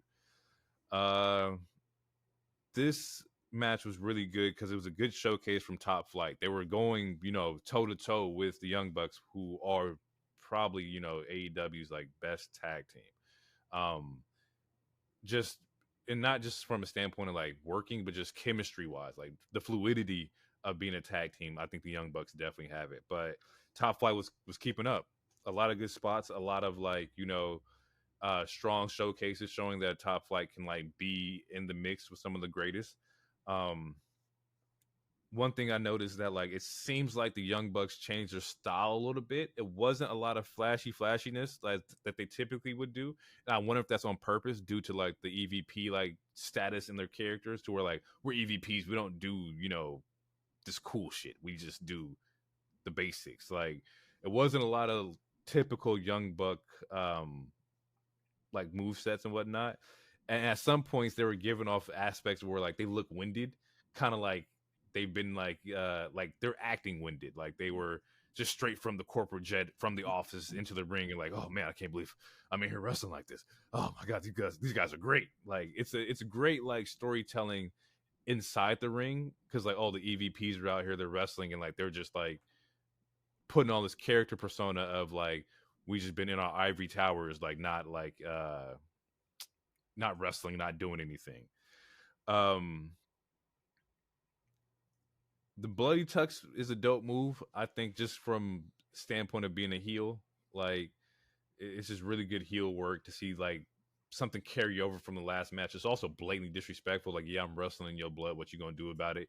Which is a whole nother part of being a heel. Which is, I don't think I've seen anybody do that. Like, I don't know. I don't know if I've seen somebody carry something over from a rivalry into like the next match that was like as crazy as like a bloody shirt, you know. Still gross, absolutely disgusting. I hope it's not real blood. I hope you guys are out there with fake blood on the tux. Real blood would still be gross. Be very gross. Dante Martin is a stud. I think Dante Martin carries Top Flight. I think his brother's just getting back into the wind of everything, just getting back into like the rotation and whatnot. But Dante Martin can definitely carry a match. He's, and I don't like to do the comparison trait, but he's definitely their Ricochet in a way. Like, super athletic young dude, flips and high flying, like just able to carry a match just based off his spots. Like, the dude is good, and AEW has a really solid one with that. And they finished them. Go ahead. No, what, you got something? No. Go for it. They finished the match with the EVP trigger, which is they both grab an arm and just, knee to the fucking neck. Yeah. I realize this is one of my favorite moves. Yeah, it's called I don't know the EVP trigger. Yeah, the EVP trigger is definitely one of my favorite moves. I like seeing that. It's so simple, but it just gets the job done. And I think it's entirely based on like how the other performer sells it. Yeah. That's what gets it. Is like the way that they sell the move. Young Bucks win. Darby comes out. Well, before Darby, I don't know if this was before Darby comes. Wait, yeah, go ahead. Tony Schiavone comes out. There you go. And then they're like, well, based off of this match, I mean, if we beat guys like this, then I guess we're automatically number one contenders. And then Tony Schiavone says that's unprofessional or something like that. And then I don't know if it was Matt or Nick. They're like, that's $1,000 fine. You're getting fined. And then they start pushing him. And it looks like they're setting him up for an EVP trigger, sort of. Mm-hmm. And then, Darby comes out with the bat. And this is where Darby cut that promo, right? Where he was saying that the whole purpose of AEW is that we wanted to come, the motto or the slogans that we wanted to change the world. Mm-hmm. And that at that point in time, he was homeless. There was another EVP that believed in him. And that's when Cody got the pop. Yeah.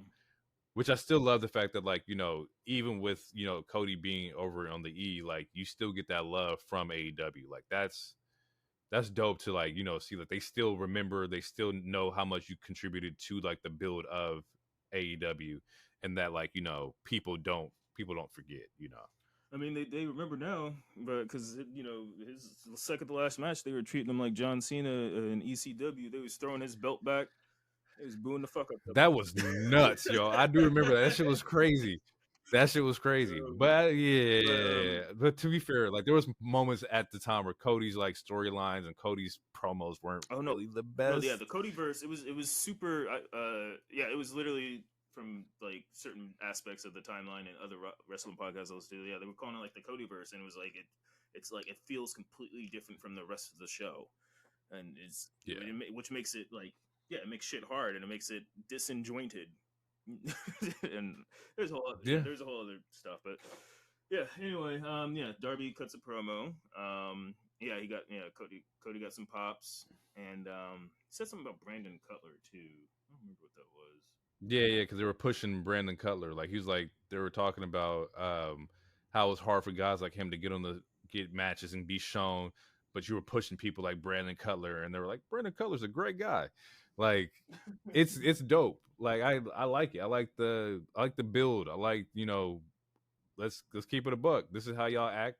I'm gonna throw it back in y'all face because y'all didn't really believe in me. But if y'all want this match, come get this smoke. Yep. And then they make the match official March 3rd, Revolution. And Sting's last match will be Darby Allin in the World Tag Team titles versus the Young Bucks. It'd be really dope. And this would be some other heel shit, is that they come out in face paint. They probably will. Now that you said it. If Young Bucks come out in face paint for Sting's last match would be fucking hot. That'd be fucking dope, bro. Yeah. Just small setups for Rampage that happened was there was a 12-man with the Bang Bang Scissor Gang that they were promoting for Rampage. The next match was Willow Nightingale versus Sky Blue. Still a huge fan of Willow. Will always be a huge fan of Willow. Love the character work. Sky Blue's definitely grown me. Definitely from the girl who wore the backwards hat in the wrestling to where now she has a certain character. Match is great. Stokely is in the same vein as R-Truth to me, to where you can just carry momentum, man. Stokely is hilarious. He knows his spots. He knows what to say. He knows how to act. He's one of those ones that I'm glad that he found some place to be instead of being outside of wrestling, because the dude is just amazing when it comes to just looking at him what is he doing? Why is he doing that? Just his banter back and forth with Taz, it's just great shit to have on the mic. Yeah, super entertaining. But in this match, he jumps on the apron to save Willow from getting pinned. Sky Blue hits the cold blue on her. The Stokely jumps to the apron. Ref's distracted. And then there's a finish. I can't remember the finish, but there's a finish to the match, and Willow ends up winning, which is just foreshadowing because Willow is not a fan of cheating Stokely. Don't be a cheat. We win straight up. We can't go back into your heel ways kind of thing. Right. So it's definitely setting some stuff up, some future tension down the line. I think they did mention that on Rampage. I think there was a promo on Rampage about him interfering in their matches. Great match. Love seeing Willow. Love Sky Blue. Just we're finally AEW starting to hit their true stride of getting back to what it was to watch AEW. For a moment there, it was kind of gray. There was a lot of excitement in AEW, and now it's just I feel like they're on the right track. That's personally how I feel. And then after that, we get the Texas Death Match. Matt Taven, Orange Cassidy. Yeah, last week we were like, man, I don't give a fuck about nobody in the kingdom. They if it's not Adam Cole, Wardlow, I wasn't paying attention. I will come back here and say I was wrong. Put some respect on Matt Taven's name. This was a great match. Dude showed out, and it just proved that people just need they just need a shot. Give him a shot. Let him see what he can do. And granted, it's an easy shot because there's a whole bunch of distractions. There's fucking tables and chairs and garbage cans, so you're not really focusing a lot on in-ring work, but you're focusing on what the fuck is happening. Enjoyable match. I will not moonwalk my statements. I saw the promo afterwards, and I saw how the timeline was going up. Nah. I ain't gonna hate though, no, but I still need to see more because I'm sorry. It's so easy for people to go oh, this person got a crazy promo while he was bleeding, and then motherfuckers just go up for that, and it's that consistency is that. I didn't see the promo. I think it was a good promo. I didn't see the promo. DT put it in one of our chats, and he's like, "Oh, I might have to check this man out," and he wasn't the only person on the timeline saying that type of shit. And I want to say all that. I ain't gonna be a hater, but I'm just saying. Let's man had one good match that I've seen and one good promo, and that doesn't mean we just instantly put a championship on this nigga. No. Fuck no. But I will say that putting because he cut the promo when he's bleeding. If I'm not mistaken, he lost the match. Oh yeah, no, he lost the match. So it was So it was that's a crazy. We're bleeding out here, and I'm showing you I'm whoever I am, XYZ, but you lost the match. Is kind of interesting. Mm-hmm. I get it because you still want to show everybody that look at me, I'm like that. But great match. Yeah, you prove that you can work for sure. But we still need to see a little bit more. For real, a loser would be like, "Oh, you see what I did out there, nigga? You lost." That's what I'm saying. That's what you did. But no, the match was good. His promo was good too. I cannot fake that funk, and I will not. Is there anything else you want to say about this match? Any spots or anything in particular? My notes are there was a brutal match. There's crazy table spots. Thumbtack spots always make me cringe. Like, not in a bad way, but just in like, fuck, that would hurt, bro. Like, taking a suplex on some thumbtacks would be like the worst shit ever. And my head goes to like, what happens if you get like a thumbtack like in between your fingernails? Like, God, no. Hell no. I just got goosebumps, bro. Like, fuck, that shit would fucking hurt, bro. Yeah. There was a spot. There's a Matt Taven spot he did with Trent Beretta with the chair. That was really cool. Orange Cassidy gets the win. Trent takes a spot for Orange, showing that like he put his body in the line for Orange so that he wouldn't get hurt.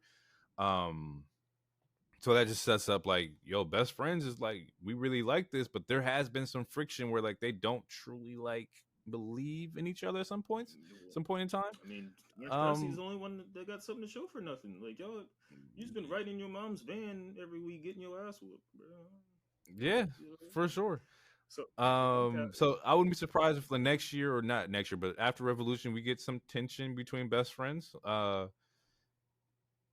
think that's what people have been waiting for. So we'll see. And the thing about AEW is that you fight each other and still be best friends the next week. So it doesn't really hurt anything. It doesn't hurt any stock. Yeah, no, the power of friendship means a whole lot more on that side of the field. Oh, for sure. Because Brian and Mox were beating the hell out of each other. Next week, Blackpool Comic Club was the thing. So it's very Naruto-esque. It is. You're my friend. I don't... Yeah, for sure. Let's beat the hell out of each other, and then we're gonna be boys afterwards. Yeah. Right now we're gonna get into like an audio break. When we get back from the audio break, we'll go over like SmackDown, my little highlights from Rampage, and I'll give you match of the week. Just stay tuned. Yeah, stay tuned. Check out the tunes real quick, and then we'll be back after the break. Yes, boy. Peace.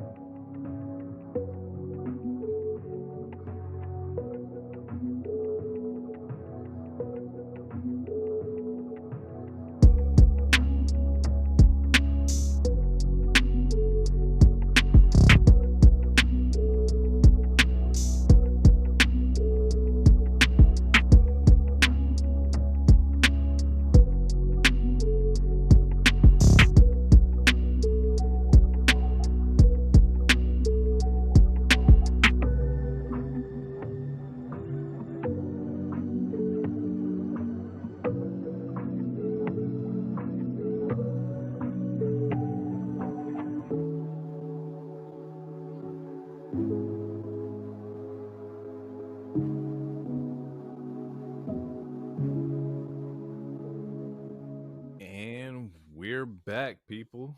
Hope you like the tunes. Yeah, we getting better over here. Yeah. Things are definitely changing. Samples are getting better. So now we're gonna get into SmackDown.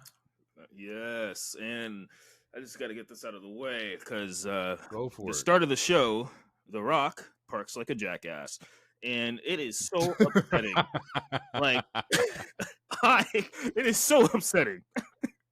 He's that nigga with the big oversized truck that takes up 2 parking spots on accident because the back end is sticking out. Oh, that upsetted me.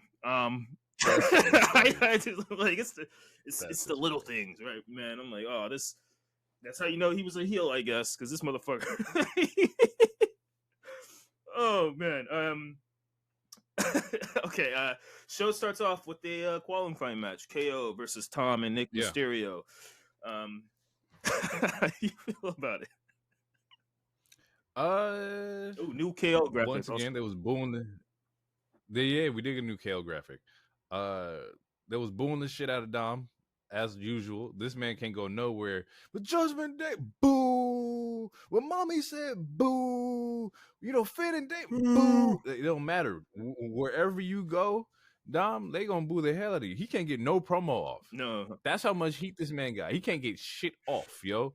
And that's impressive, bro. We seen like heels be able to like, oh well, when my hand goes up, your mouth goes shut. Like, we seen like heels be able to get their shit off. But for you to be a heel and not get your shit off because they hate you, impressive. Yeah. Nothing but respect for that. And it's not piped in. I don't care what anyone says. I've been to 2 shows. Those are real boos. Yeah, those are real boos. I don't yeah. From not just you, but from other people that I have talked to who has been there. Like, my brother went out there and he was just like, yeah, bro, they boo the hell out of Dom, like all the time. Yeah. This was one of Dom's better matches for me. I thought he was actually in there like showing off. Like Dom was showing that he can wrestle. There was a couple spots he was doing that's really nice. How do you feel about Dom doing the 619? You think it's like he should continue to do it? Do you think like leave that to Ray? How do you feel? The one that he did tonight last night looked really sloppy, but yes, I think he should keep doing it. The reason why is because it's good heel work in my opinion. To do your father's famous move, who you have a beef with because he's a deadbeat, is great to me. And then even if he goes back to face at some point, then it's like, hey, you're paying homage to your deadbeat father. So either way, he needs to make it more crisp, and also just like you were saying, I think it was about the EVP trigger. Like certain moves hit, but it also depends on how the person sells it. That's true. Because like there's not everyone can sell the pedigree the way that I like it, but anyway, so it's 50-50, but last night was a sloppy ass 619. But to answer the question, I think you should keep it because it's good. Okay, that leads me to my next part because it's a 2-part question. Okay. How do you feel about the 3 Amigos? Because everybody does the 3 Amigos. Kevin Owens had the worst 3 Amigos I've ever seen in my fucking life. I think in my notes on commentary, they said the 3 friendly Canadians, and I lost it. That was great. That made me laugh too. I like the 3 Amigos, but Andrade, unless it's Eddie or Andrade, like no one hits the 3 Amigos, like because it's not about the suplex itself. It's about the way you twirl your legs when you get back momentum. And the legs don't be moving right. And I don't know if that's pause worthy, but I don't know, man. But again, you got to keep it to pay homage to his other father, his real dad, Eddie Guerrero. Long-term storytelling. You're right. Yeah. But he like Dom has grown. We all could agree to that. Like Dom has been growing every year. He's still at like his 3 biggest moves, which I would say is the 619, the 3 Amigos, and the Frog Splash. They still don't look super crisp. They still look sloppy from time to time. But I mean, I don't know. Just got to let them get better, I guess. But no,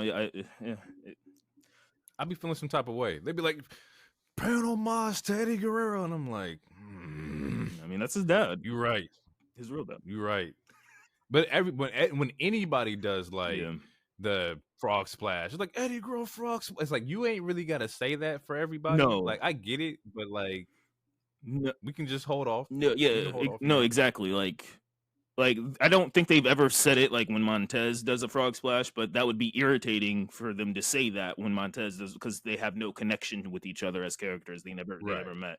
Like when Sasha does this, or Mercedes does a Frog Splash, like that was like her favorite growing up. So it's like I understand why they might drop it. Does it have to be said every time? Nah. But at least with that, there's like some storytelling because it's on record that she loved Eddie and she grew up watching Eddie or whatever. But nah, like honestly, Frog Splash. There's a lot of people that need to just take that out of their repertoire. Like, I mean, Kevin, he could take it out. I don't think he needs it, and I don't like the way it looks. And I can guarantee And there's that. a lot of other dope moves that you can do that pay homage to other like legends. One in particular for me is it's like Kurt. We can adopt the German suplexes Kurt was doing. Like, and I'm not saying there's probably is somebody out there doing it, but like I haven't seen it be as like talked about as that, because there was more than just one technical wrestler during that era, and Eddie is the best technical wrestler, if not one of the best. So I get that we're paying respect to that, but show Kurt some love, go ahead and do the triple German suplexes. I mean, if there's one thing you learn from playing WWE 2K or just any of the old wrestling games where you could create your own character and actually create the move sets, you know that there's like a shit ton of moves for everything. So do we need 5 people that all do the frog splash? No, we don't. Do we need 5 people that all do the same like type of elbow drop or something? No, like we could. There's such a variety of moves out there. Just go to the PC or go to your backyard or wherever you guys do and try a different move. Like no. See, what we do is that we go home. Actually, no. You go to your retro game shop. You buy you a PS2. Get you Here Come the Pain. Yes. Go inside those move sets. They got a tab. You press R1. You're gonna find all the flying move sets you need. Go ahead and just pick one of those. Yeah. And just be different. Honestly, that's just me being the ass. But at the same time, it's like there is so much other things that you can do. And I wonder if it's because they have maybe like a banned moveset. Maybe there's a couple moves that you can't do. Maybe it's that like Frog Splash is an easy move that the person receiving it can block it and move out, and the person doing it can also adjust while they're midair if anything looks off. So I get it from a safety standpoint that like it probably is one of the safest moves. Yeah, and depending on the person's height and weight and like whatever character is doing it, yeah, that makes sense. And there are some band. I don't know about high flying moves, but like there's some territories or areas where you can't do power drivers, which is why you don't really. I mean, you see them in AEW more, but like there was a reason why like power drivers weren't really done for like years in wrestling. And yeah, so there are some moves that are banned, I think, because of health reasons, and also there's some states that. I don't. It's weird. Like getting like there's some states like where you can't do a certain move, like dead ass. I know it's weird, but that's interesting. I want to look that up. Yeah, but yeah. So like and so I could see that like with KO's body set and stuff. Like the frog splash is easy. I mean, he also has the senton that he does. So yeah, those are 2 easy air moves that he can do. Yeah, so that makes sense. KO also has different ability or different moves that he does utilize a lot more than like the frog splash. Like he still does the stunner, he still does the pop up power bomb, which is still one of the dopest. One of my favorite moves. It's in my notes because I was literally got hyped because he fucking won off that move during this match, and he hasn't won off the pop up power bomb in so long, and I love that move.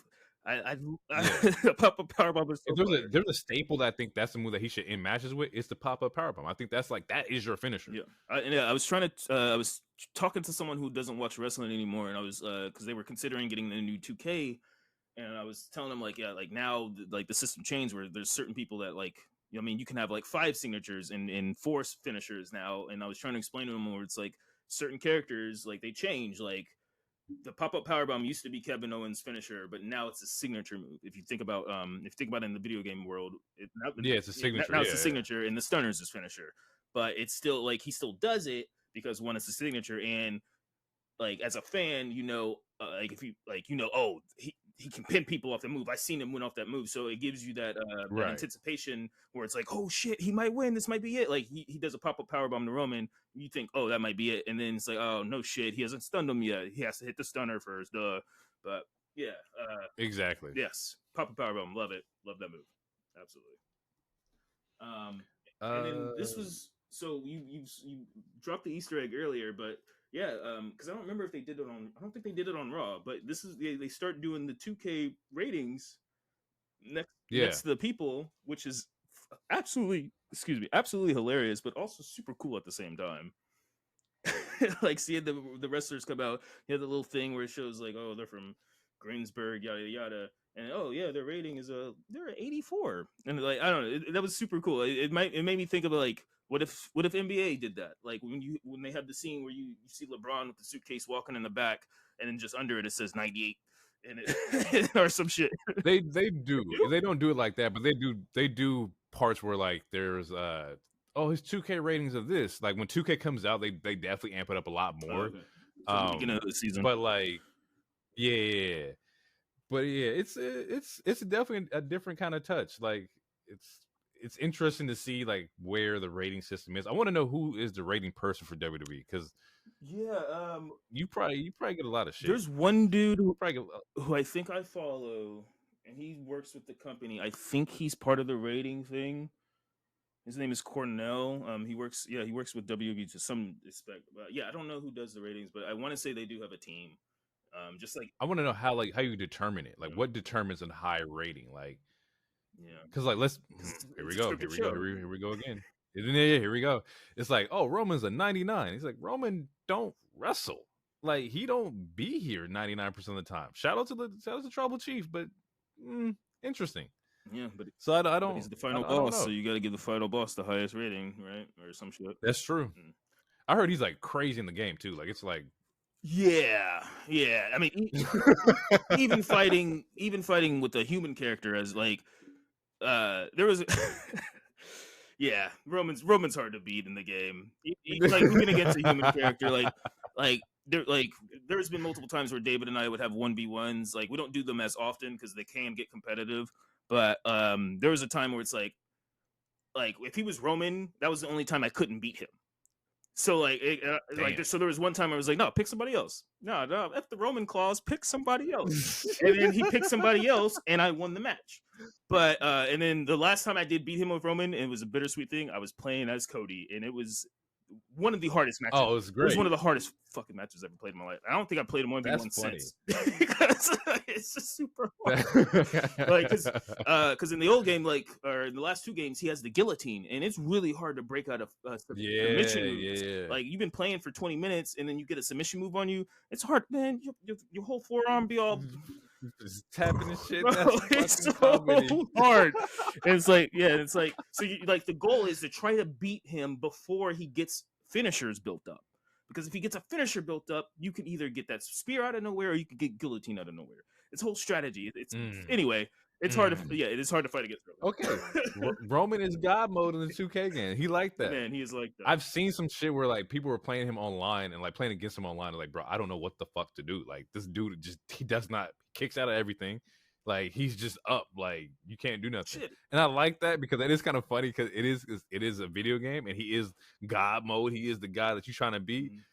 But to like put it in like his gaming code to where we're gonna make him the hardest motherfucker ever is fucking funny. Well, even in this 2K24 reveal trailer, when they showed us super finishers, they show a clip of Cody hitting him with 3 crossroads simultaneously, and Roman still kicked out in that trailer. He's still kicked out.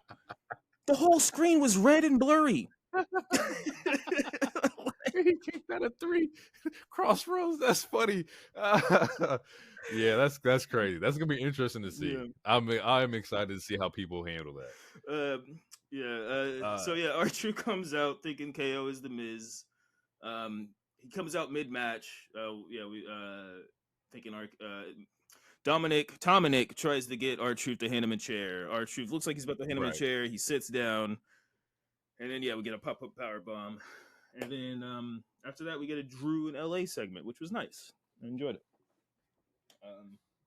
Did you? Yeah, this is where he called him like an old timer. Yeah, and then Drew tweeted about it because it is funny because LA Knight is older than Drew. Like, the hell? Yeah. It was just interesting. It was a good promo because like both of them were definitely like they're going in hot, like we're just talking. Yeah, we just talking. Yeah, ain't no problem. We just talking. Nah. I would like to say because so he cut a promo on Monday after he beat Ivar. And he cut then there was this promo, I guess you could say. I mean, this was a back and forth promo, I guess, but he cut a self promo. Anyway, so the internet was like, oh, like, is he good at promos if he doesn't spam? Yeah, and all this other stuff.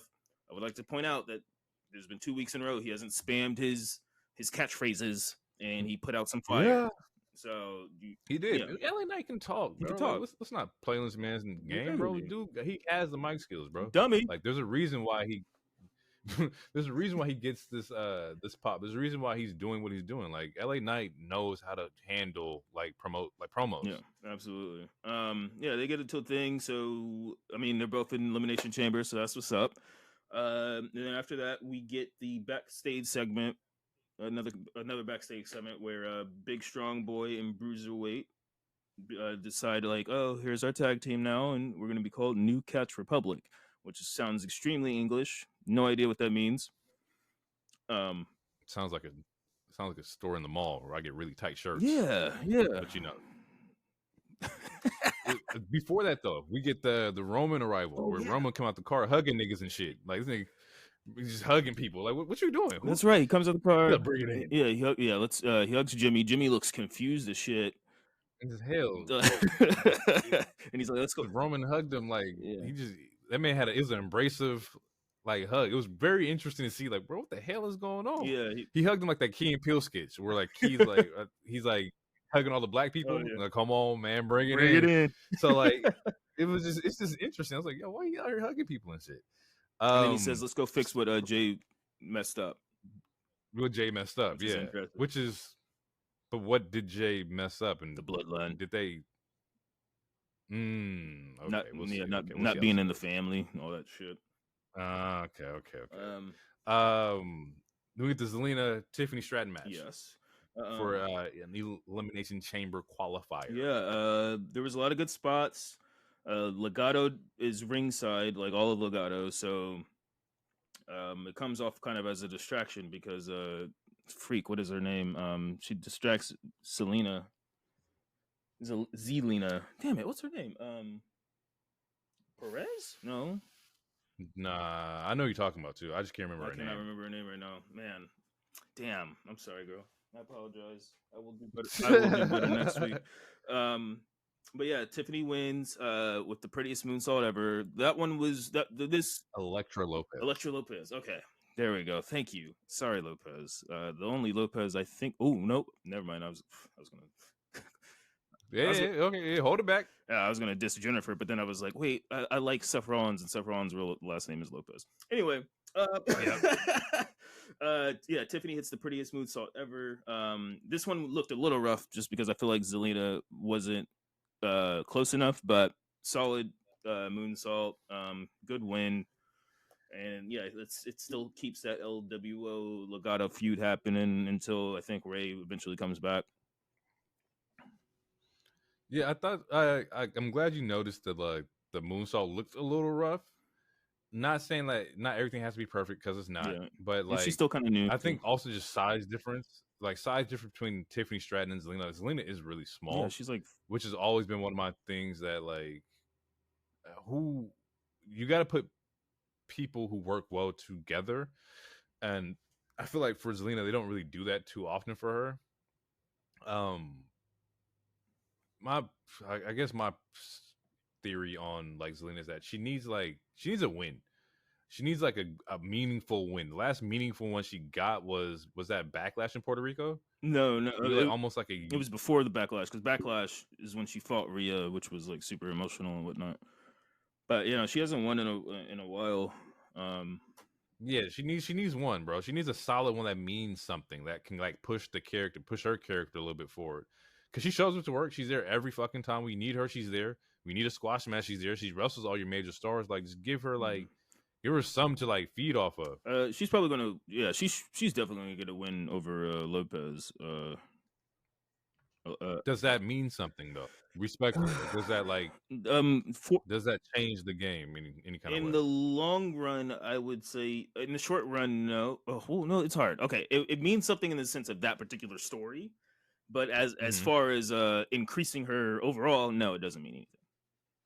If that makes sense. And she need one of those. She need one of them. Let me increase my overall real quick. Let me get close to something, and then I don't get it, but like let me at least show people that I can do something. Yeah.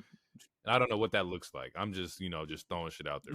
You gotta get a couple W's over like actual contenders, or I don't know, like a Kairi Sane or Asuka or a Bailey or just big names. I mean, but I mean, none of the names I just listed make any sense based off the story stuff. But once again, like we talked about on episode 2, like unless injuries happen or anything, like all the stories and stuff is pretty much already been worked out, and they're already like in them. They're already running them.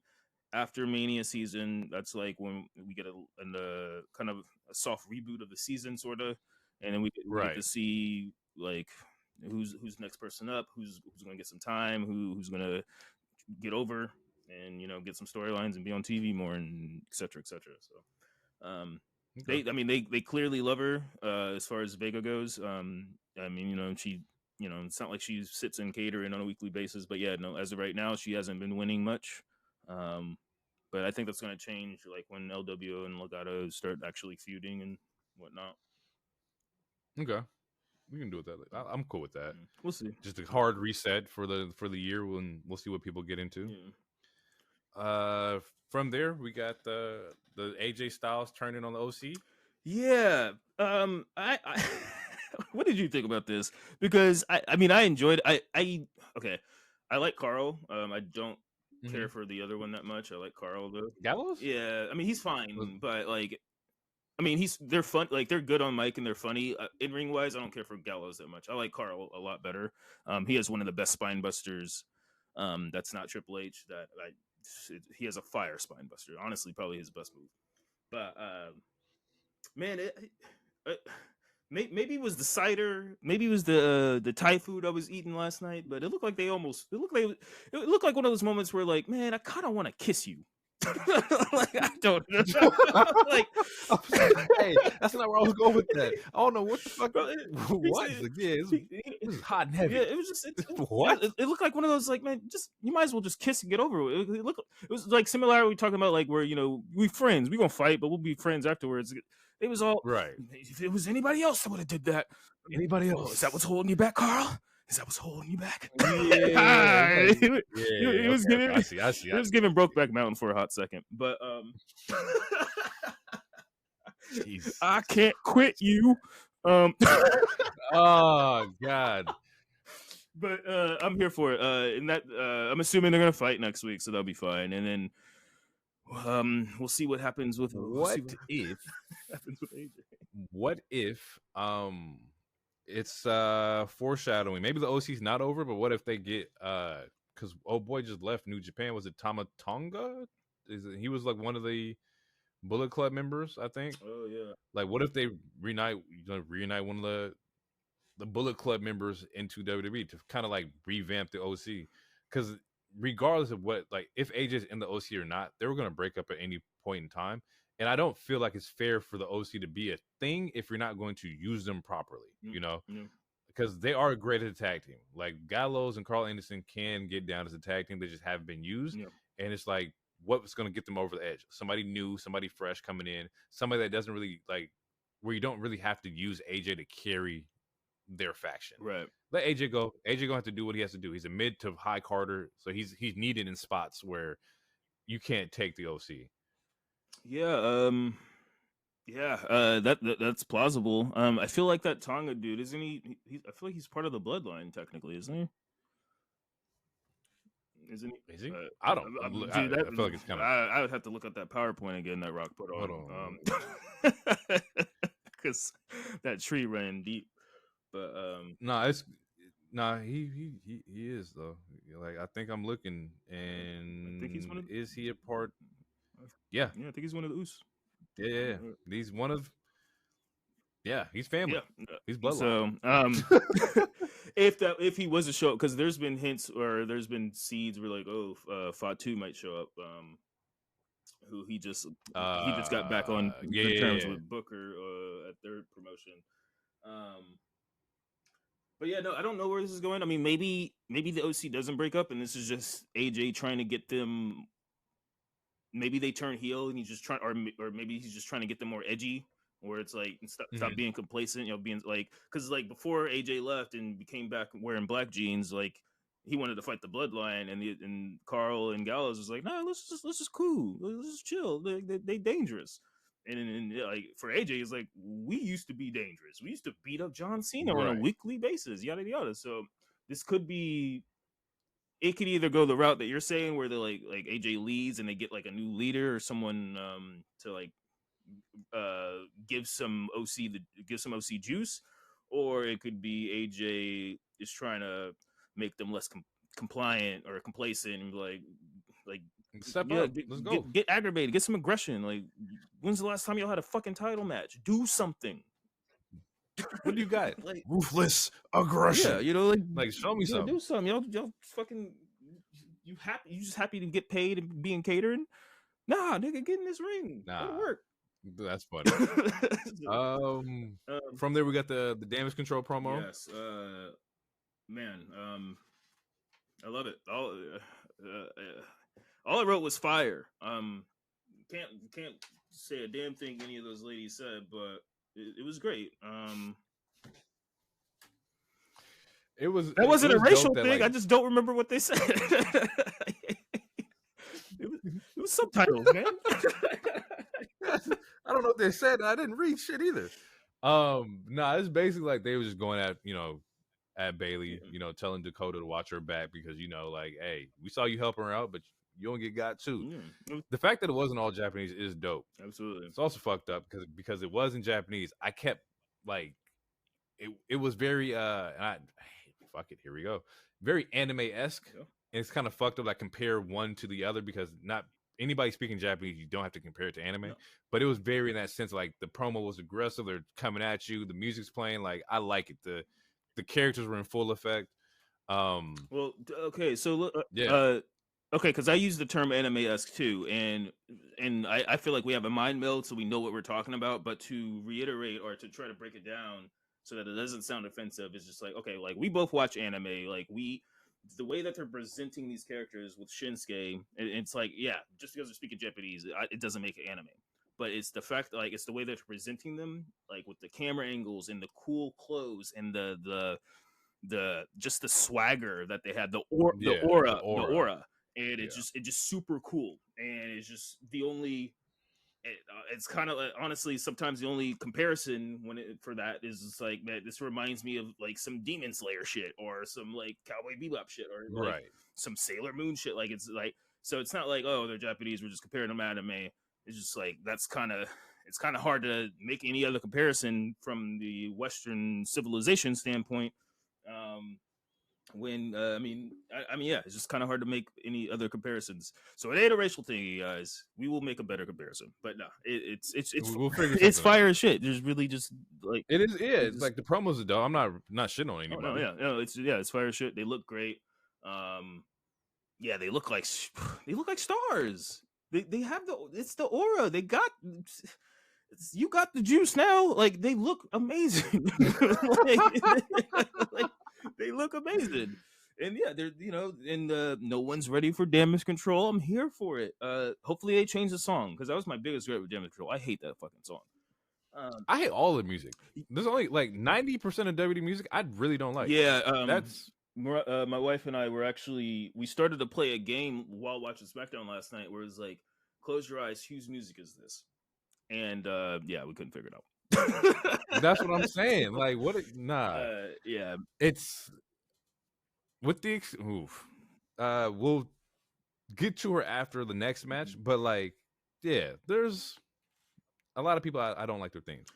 One person's theme who I do like. Well, okay, wait, real quick. Okay, no, I was about to skip a lot of shit. Okay, so. We're on the same path. Shit. We're on the same path. Okay, so AOP beats up some jobbers. That was some good shit. Mm-hmm. I still don't like that they're wearing tactical vests. I do not understand, but I love that. I just don't like. Are you guys a cult or what? Like, because again, like, nah, man. Presentation. What? Bricks truck. Yeah. I don't know. Take off the goddamn vest, you guys. Put on a fucking get a sweater. I don't know. Anyway, they look good. They put a turtleneck on. I'd be fine with that. I just don't know why you guys wearing tactical gear when you got the bald nigga in a leather jacket. You got the hot goth chick, and you got Karrion Kross. He has arm tape, and he looks badass. He looks like Like he looks like John Constantine or some shit. And you got these two big ass Iranian niggas wearing tactical vests. What is going on? Like, anyway, That's fucking crazy. they look good. It was cool. Logan does a good promo before his match. There was a little bit where a kid tried to have him sign his Prime bottle, and he stuck his gum on there instead. Love that, Bro. Oh my goodness. That shit. I saw that shit and hollered. That shit was so funny because the kid turned around and was like, "Thank you." Yeah. I'd have been so goddamn pissed off, bro. I'm fucking 12 years old. Hey, sign my bottle. He puts his gum on it. Are you at your fucking That mind? might be worth. But then this again, might be worth money. that's what I'm saying. Here we go. Yeah, in 2024, you throw that shit on eBay. Here you go. And here's the Quick little $1,000. I Logan Paul's gum. Yep, and I have the little clip by it next to it where you see it take him out of it. Never mind, I'm gonna pause Yep, that. this is it. Yeah. So that match was that was good. And then Logan, yeah. So we get Logan and the Miz, a rematch. It started off. The first 2 minutes was a little sloppy. There was a little miscommunication, but after that, like it, pun intended, the match was, to me, it was awesome. It was a good match. That Logan can work. Miz we already knew can work. It was a good match.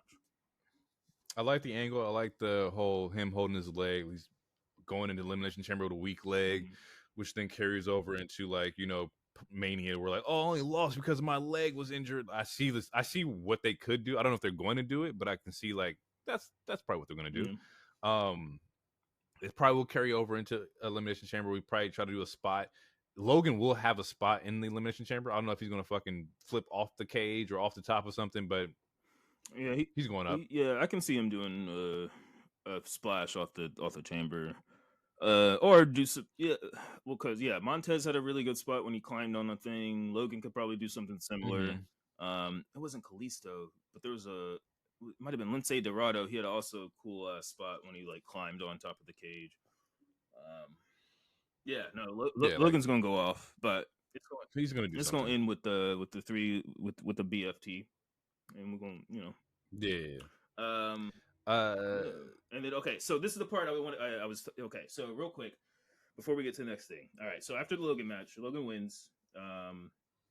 Is there anything else you wanted to say about this match?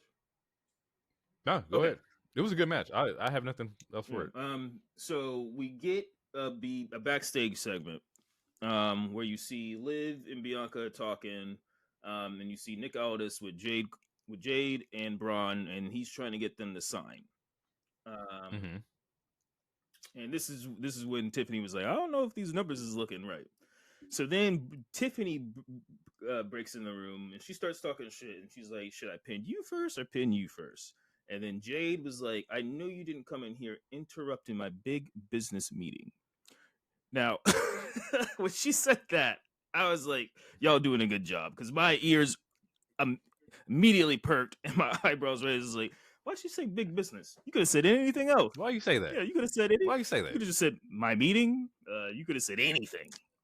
But I was like, okay. So I don't know.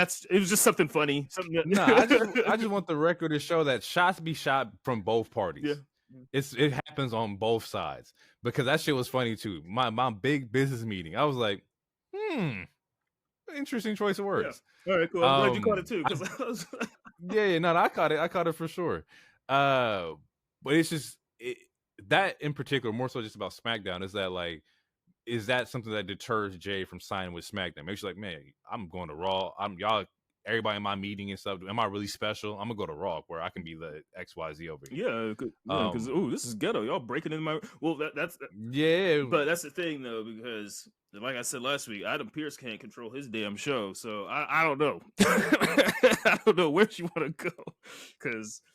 Nick at least has better control of his talent, and Adam Pearce, every other fucking segment, he's like, I need a drink. I think Raw would do her better. Yeah, I think because we just got Naomi's on SmackDown. Like, Raw needs one. They need somebody. They need a black woman. So they need one black woman on the show. God damn it, man! You're not wrong. Yeah, you can, because if that's the case, SmackDown fleeced the fuck out of Raw. How you gonna have all the 3 best black women? No, you gotta give me one. No. Oh, you gotta give me one. Here's a side tangent. Here's some shit that I really don't like. Is that right now it's Black History Month. Shout out to all my fellow black people, Black Americans. Stop doing the Black History Month promo when the black athletes come out. I cannot stand that. I hate that shit so much, bro. They did this shit last week with Bianca on Raw, and they did this shit this week with Naomi. It's like, join us and get our Black History Month shirt. Nah, man, like show that shit everywhere. Like, don't just put it on the black people. Yeah. We the ones who already know Black history. Share it for somebody else. It's like, now I know a black person's gonna come out and fight. Okay, cool. So now you see what I'm saying, bro? That's so that's so fucked up, man. Another random tangent. Big shout out to Carlito, because he was wearing the black, the dog. Yeah, he was wearing the black Black Power, whatever the hell. He was wearing the WWE black person merch. Yeah. I couldn't figure out the words. Black History Month shirt. He was over there wearing the nigga shirt. Yeah, shout out to Carlito. Come on, bro. That shit's funny. I love it though. I love it. So speaking of new music, it goes into this. I like the song. I like the song too. Okay. Cool. We're on the same page. Yes, because my wife was like, I hate it, and I'm like, look, I'm a contrarian. I like being a hater when everyone else likes stuff, but according to the timeline, everyone likes this song. This shit was fire. I like the song. It was bumping. And like it made sense why they changed her music now instead of when she appeared back at the Rumble. Like that makes perfect sense, because you bring her back to something that everyone knows.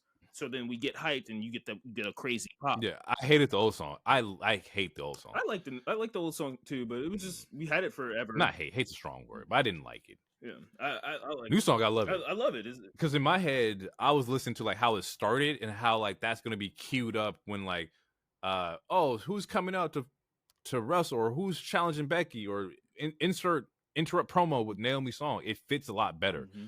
I think like that's gonna hit really hard. So I'm a fan. I like it. Okay, cool. I like it too. Matter of fact, I don't think it's on. Yeah, as soon as it hits, I'm putting it on my workout mix because that shit was bumping. Yeah. So yeah, she comes out and she fights one of the spooky ladies, which was Alba Fire. Love my spooky ladies. I love my golf gals. Love them both. They both look good. I like their music too. Actually, speaking of music, like. Yeah, I like their music was fire too. It's like if I heard that with my eyes closed, like I could tell. It's like, oh, that's the spooky gals. Okay, cool. Like I'm not like it's not like it's not like all the other generic ass music that we hear, particularly with the women. But speaking of real quick, Logan needs to change his music too. There's a lot of people. We have to have a whole music. We might have to do a whole episode just talking about these niggas lame ass music, honestly. Because these music, like Logan, he's 90 overall with that booty ass music, bro. No one want to hear that shit. Yeah, I don't even. This is what they get for trying to like in-house like control who makes the music. So now everybody has the same sounding music, which kind of like defeats the purpose of like having unique superstar interests and shit like that. Yeah, because it can't just be. But I get it. It protects you from having an Adam Copeland situation where he goes over to AEW and he has the band playing his music, or like that song is playing. Right. You control the whole image of the character. Yeah, but then get a better producer, like because all these songs sound like you can't. Anyway, great women's match. Yeah, I don't really have much to say. I mean, Naomi looked good. She has a new submission move that's similar to her old submission move. Looks painful. I mean, I wouldn't mind if she put me in it, but it looks painful. Good God, this man here, bro. It doesn't stop. It's just constantly rolling. You put me in it. Hey, step on me.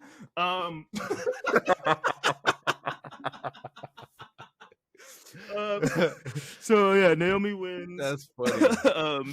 And we get a backstage segment. We get a backstage segment, and Dakota's like, she runs into Bailey. She's like, "Yo, did you hear what they was talking? They was speaking some crazy shit I'm in danger. I need some help. And Bailey, I'm in I danger. need help. And Bailey's like, man, and yeah, you could tell she's still hesitant to trust Dakota. And she's like, hey, bro, that might be your own problem. I thank you for last week, but y'all been talking shit about me for months, and now that the heat's on you, I'm supposed to just help you out. And I'm supposed to sit back. yeah. So that's cool that there's some story. I'm loving the story elements to that. I feel like Bailey's gonna turn around. Because that'll make like hypothetically, Dakota gets jumped. She's still injured. I mean, technically she is not cleared. So like hypothetically, she gets jumped. Right. Bailey comes for the rescue. That gets her a bigger baby face pop. So I could see them doing that.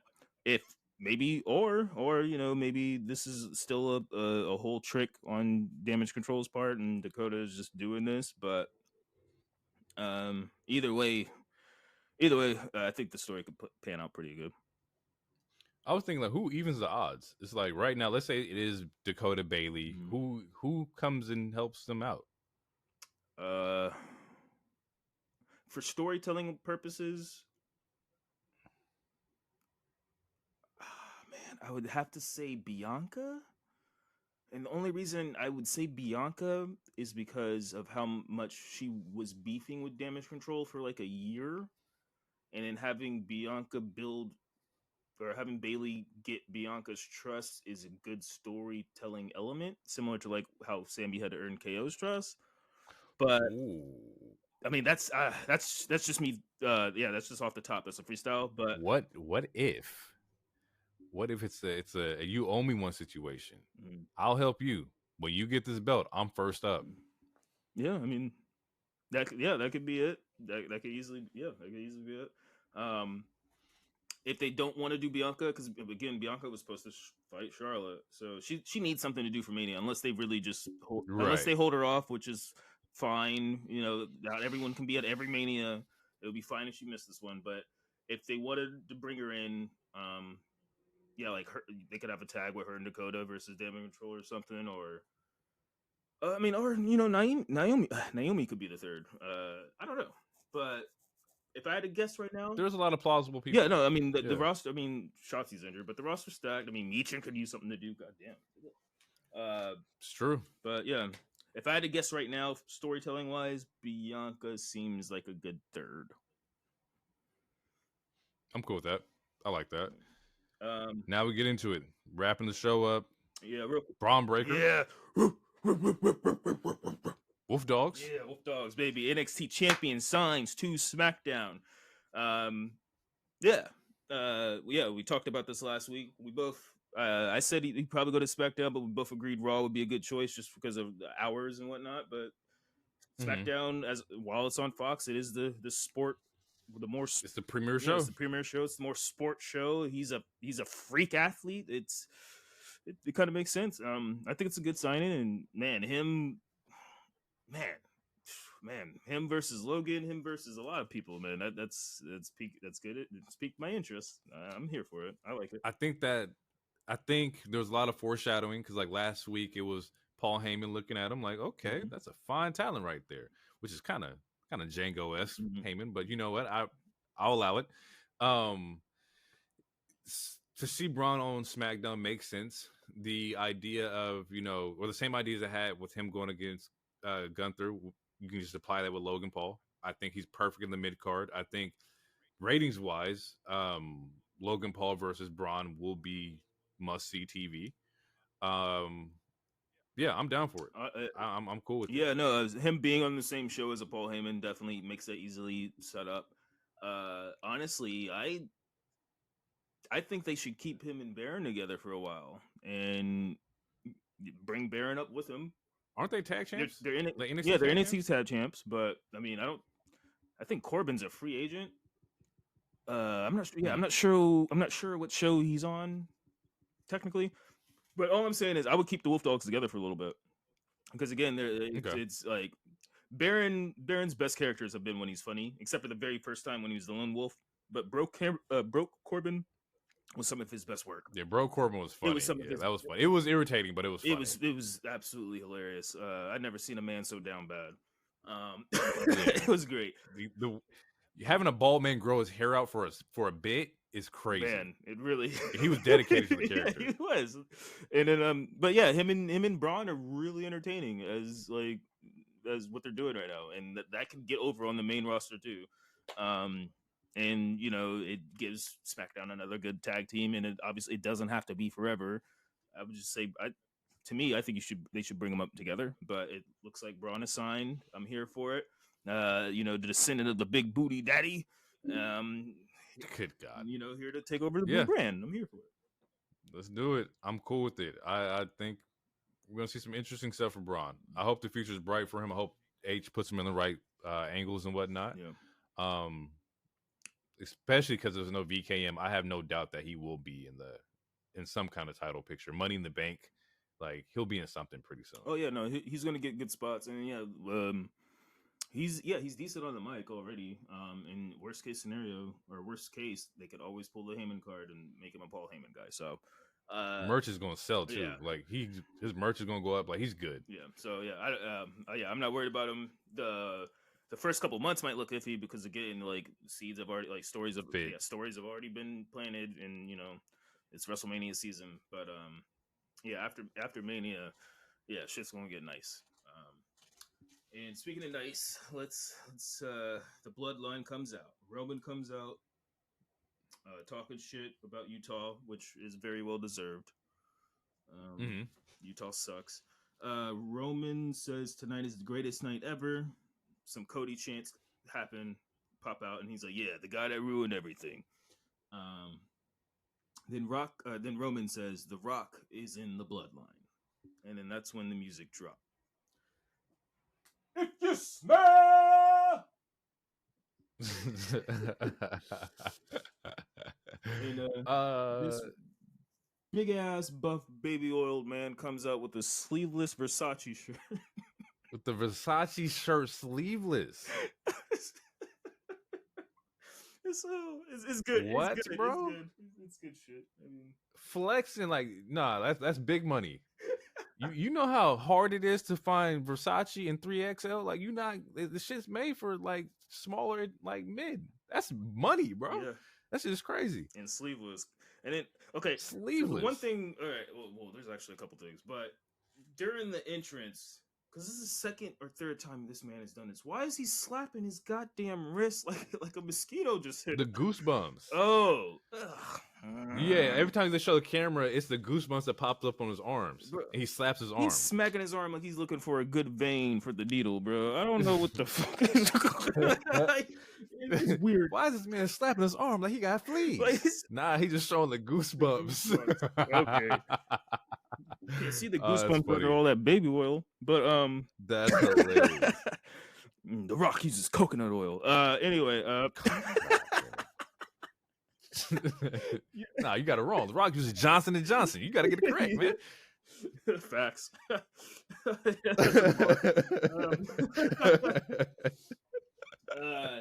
So he comes out full heel, hits him by calling him the trailer park trash.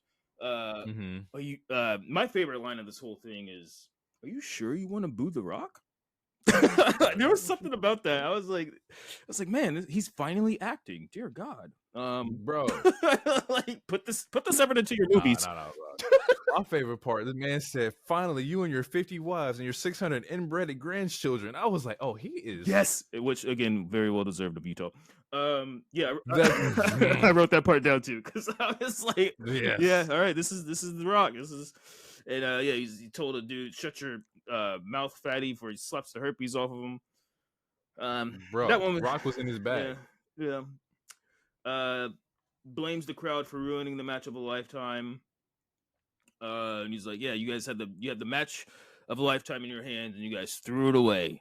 You threw it away, Cody crybabies."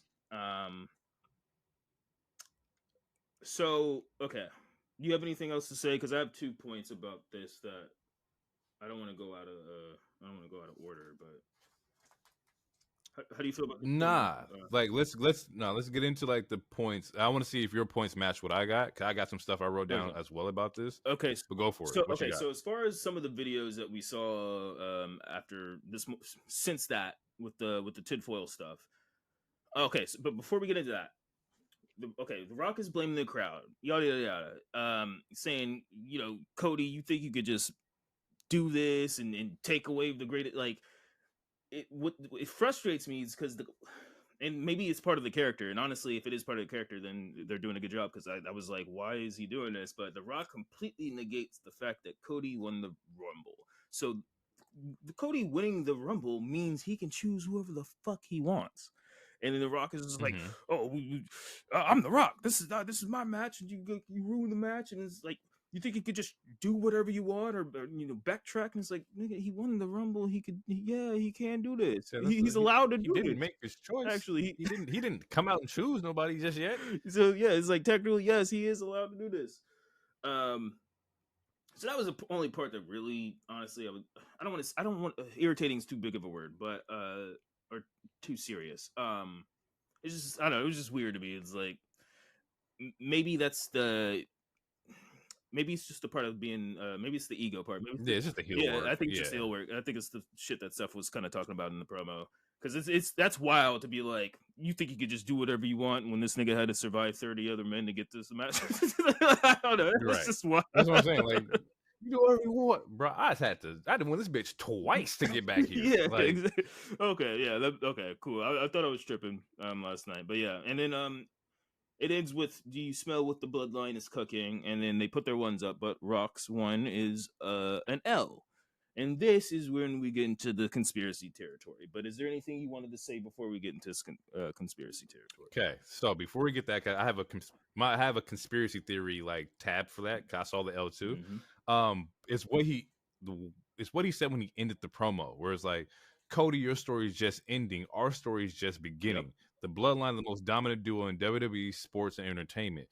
So, is he saying like, "Cody, your story is ending," meaning that like you're gonna end, you're gonna get the belt, and your story is gonna end, and then Bloodline is the just beginning, meaning me and Roman's beef is just now going to start. This is me foreshadowing ahead, because I'm thinking like, oh, he's saying, Cody, your story's ending. Most people take it as like, oh snap, he's here to end Cody's story. Maybe it's like, yo, okay, get your shit, and then after that, we're gonna have the best fucking duo on whatever fucking show possible, like between Roman and The Rock. Yeah. Like, what if Roman and Rock is SummerSlam? Like, that's still a banger fucking match, bro. Like, that's still heat. So all right. So the other thing, to piggyback all of that, the other thing that people noticed was that when he was like, "I'm going to do everything in my power to make sure you lose," it looks like he's pointing at Roman. And I saw that point from different angles, and it does look like he's pointing at Roman when he says, "I'm going to do everything in my power to make sure you lose at WrestleMania." So you plus that with what you just said, and then you plus that with the fact that he's throwing up, because again, this is conspiracy territory, you guys. I'm all right. 5 minutes, I'm going to tell you the Earth is flat. But no, seriously, he has the L up, and then so one of the tweets that I saw was like, L. Okay, so this WrestleMania is XL. The Roman numeral for 41, which would be next WrestleMania, is XL1 or XLI. So, what, like, essentially they were saying this is okay. So if you plus all three of those things, the thing you just said, the two things I just said, and you add what we talked about, like Rock said multiple times, that this is a long game story. I forgot what press conference was, but Paul Heyman was like, "We're still only in the third inning." So if you plus all those things together, Rock and Roman will probably be next Mania.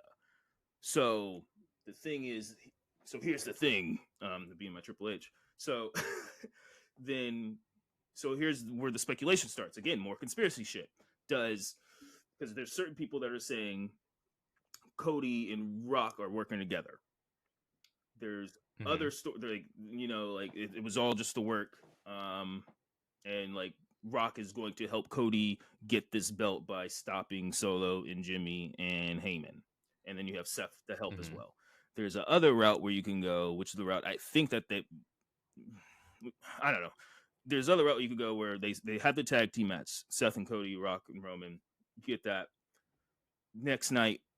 Cody beats Cody beats Roman for the title. Rock takes over the bloodline. You have Roman become a face, and you have Roman work his way up to fight The Rock again at next Mania. Either way, there's a lot of fucking ways that this can go, and I'm here for it. I'm happy that it's this route, but there's so many different avenues, or paths that they can take, to where, at this point, it's not even fantasy booking. At this point, it is tinfoil hat shit, because there's so much foreshadowing. There's so much foreshadowing. This is true. I'll tell you what I have, what I wrote down, because I'm more so in the line with Rock taking over Bloodline. I got, maybe this is foreshadowing. Maybe Rock wasn't with him all along. Why would he join a group they ain't got nothing, that's been losing? It's like Roman doesn't get a clean win. Jimmy can't close out on matches. Solo's been on a losing streak. Why would Rock join the Bloodline? What does it benefit him? They've been losing. Like, he doesn't get nothing out of that. Basically, why wouldn't he join a faction that hasn't been dominant? Like, and this is heel Rock, by the way. This isn't face Rock. Looking, I'm going to help the family. No, this is Versace, Black Shade, Hollywood Rock. Like, I'm here y'all wasting my time. We over here losing? Like, nah. So I could see Rock doing the whole angle where, like, he kicks Roman out the Bloodline, or he just completely gets rid of the Bloodline. Roman goes away for a little bit. People have Roman on ice. Rock does his pop-up appearances, maybe through like Twitter or whatever, so that he can still do his fucking shit. But maybe Rock fucks up, WWE a little bit, in kayfabe, of course. Mm-hmm. And then you build up just the momentum of when Roman comes back, or Rock shows up at the show in Miami. Roman pops up like, nah, this ain't over. You took everything from me. Now I got to come get you. Like, yeah, I can see that angle. Which I think, if it goes that route, which I think that's the route that they're going to go to, personally. It also plays on Cody's promo from last year, when he was like, "What's going to happen when Jimmy or Jay eventually leaves you, and then Jimmy, and then you're right. A man without the wise man. You're a tribe without a chief, or a chief without a tribe." Nothing's better than seeing, like, those, even like in like anime, the comeback angle, when like the hero goes through something, they got to come back. Like, that's the best story. Yeah, it seemed like when you was on top, and then like you came back and got your shit. Think of it in the aspect of, like, fuck, any Marvel movie we seen, like, when Tony lost his suits, I think it was like Iron Man 2 or whatever, when he lost all his fucking gear. 3. He went back to the lab.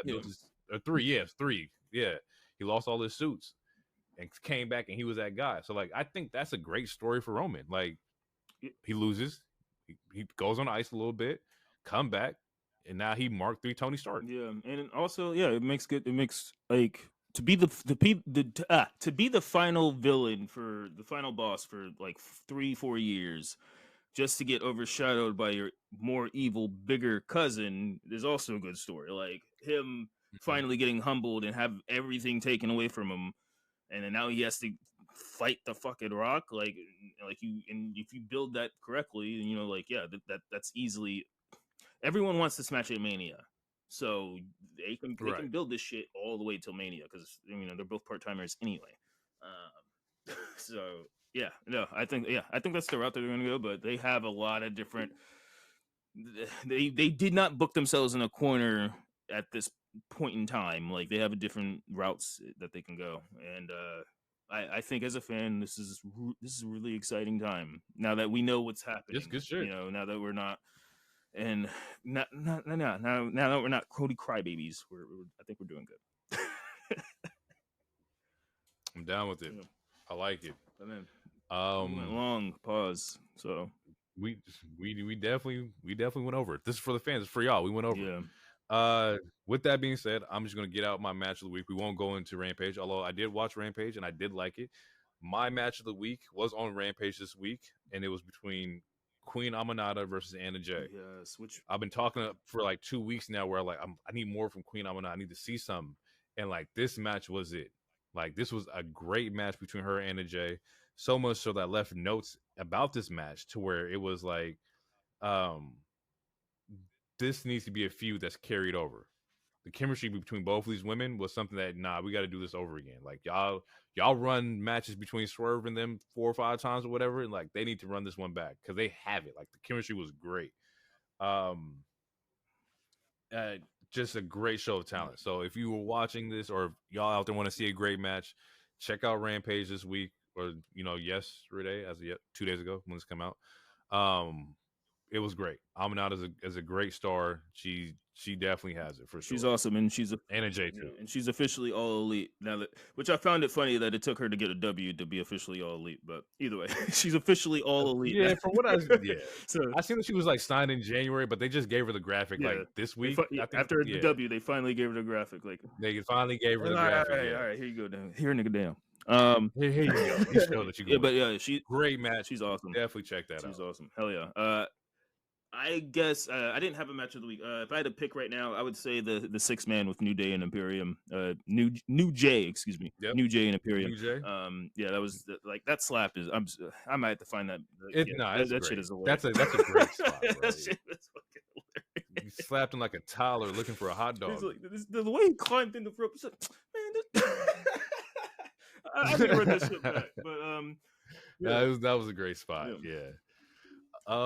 With that, we gonna get out of here, you guys. That was episode 4. We're now episode 4. Yeah, for everybody doing episode 4. Baby. Next week is a milestone. For sure. So, hope y'all enjoyed it. Thank y'all for tuning in. We will be back on the next one for episode 5, and we'll catch you guys later. All right, love you guys. Peace. Step on me. Good God.